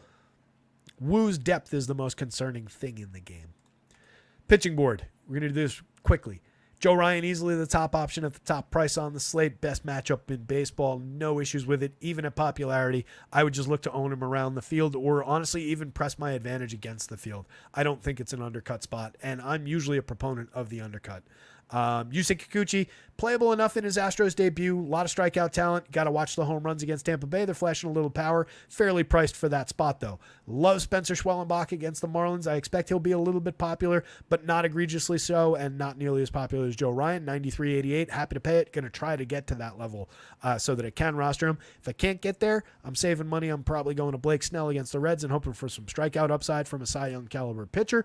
He's very cheap at 81 on FanDuel. 9,000 on DraftKings is more correct. Could have made him a little bit more high priced, honestly. Cutter Crawford, not a huge believer, leaning a little bit more toward Texas bats, but he hasn't been bad this season. I think he's highly playable. If you like him, if you like the spot, if you want to attack Texas, no issues with it. It's just where he fits in price-wise. If he was at like Snell's price, I'd be more interested on FanDuel. He's just not. Shane Baz, 79.68. Dynamite price on DraftKings for a ceiling. That said, has not really found his ceiling, and a very bad matchup against the Astros to find any kind of ceiling, find any kind of strikeouts. He's just the only like relatively playable guy in the sixes on the DraftKings slate. Probably like Gavin Stone for 76 more against Oakland than I like Shane Baz against Houston at 68. It just is a different price point, obviously. You got to buy something really good with that savings. But I do think that's your bargain bin guy of the day. Less likely, less enthused. It's not like a Carson Fulmer one, given that matchup where it's like, all right, bad pitcher against a bad team. I think we buy the pitcher. I think we could buy some cheap upside. Baz, I think, is a talented pitcher, but he's going up against, one more time, just a low strikeout, really good Astros lineup. So it's not the same kind of play as far as our bargain darts go. Phillips is interesting, fairly priced, accurately priced against Seattle. Gavin Stone, interesting, fairly priced, accurately priced against Oakland. Kevin Gausman, rough spot against the Yankees. By the way, it has gotten like dark outside. Like I thought the sun had set, but it's only 6:26. Don't see any actual rain yet, but the storms are here in the New York area. I'm in Jersey City. Stadium's 10, 12 miles that way as the crow flies. So Gausman, rough spot, and maybe some issues with the weather now. Love the Yankees on the other side as one of the top projected teams on the day. I also like the Blue Jays on their side going up against Strowman, but not an ideal person to target for DFS value. Just some Yankee Stadium upside if the game plays. Dean Kramer wouldn't really do it. Don't like targeting the Guardians. He is fairly priced. Talented enough, but just deep slate or one of many very same kind of options. Brian Wu, just concerned about the depth and the matchup against Philly. Andrew Abbott, little concerned about the matchup against San Francisco, has had trouble finding his upside. Kind of priced like more of an upside play, bad ballpark. Capable, but hasn't really been delivering. Tyler Anderson, I'm leaning towards the Mets. This is how thin the mid-range is. All these guys are playable enough from the mid-range, but it's more like, all right, I think in a bad day or on a good day, they give up 3-4 runs, land around this median, and don't have a ton of ceiling. And Tyler Anderson fits that bill. I'm stacking Mets against. Paul Blackburn against LA, same thing. I don't really believe there's much ceiling beyond those projections. Maybe a little, but the Angels rather are drawing a pretty healthy total against. Strowman, not a great DFS pitcher. Blue Jays are low strikeout. Yankee Stadium plus weather. Randy Vasquez against Colorado. Maybe that is a spot where you can consider a little bit more weight, just given how short everything else is. 6,100, at least you're getting a major discount from everybody else, and you're facing the Rockies. It's just that 14% strikeout rate. Again, it's not the same kind of thing like Carson Fulmer, capable of going and finding some strikeouts. I'm not totally convinced that Randy Vasquez is, even against that Rockies team. And if people go there at 61, I'd be more inclined to go to the Rockies bats against him. Davis Martin against the Twins, no. Carlos Carrasco against the Orioles, no. Joey Estes problematic against the Dodgers. Valente Belloso against the Braves, 64 on FanDuel, not available on DK. Pretty hard, no. Austin Gomber, difficult to envision success against the Padres. And Jose Urena against the Red Sox, no. Short slate. Your cut lines like here, I'll throw Crawford into that mix with the top guys just because of how short it is. You've got a range of playability from a mixture of prices like through there. I'll stretch it to here just to get Randy Vasquez in the mix. But I don't love Blackburn. I don't love Anderson. I don't love Strowman. And then below that, you've got all these guys. All 6 of those guys I think are just kind of unplayable. You can target any one of those teams against. Those are some of your top teams on the overall board. Rough day. Home run numbers. Take a quick snapshot in your mind. I'm not going to do any talking about it. There they are. A lot of 10s. A lot of 10 pluses. I'll say that much. that in mind, we are coming up on 6:30. I got to get stuff updated so that people can actually use these numbers. Good luck out there. Somebody go win something. Have great weekends. We'll be back on Monday to do this all over again. Projections and everything all through the weekend. See ya.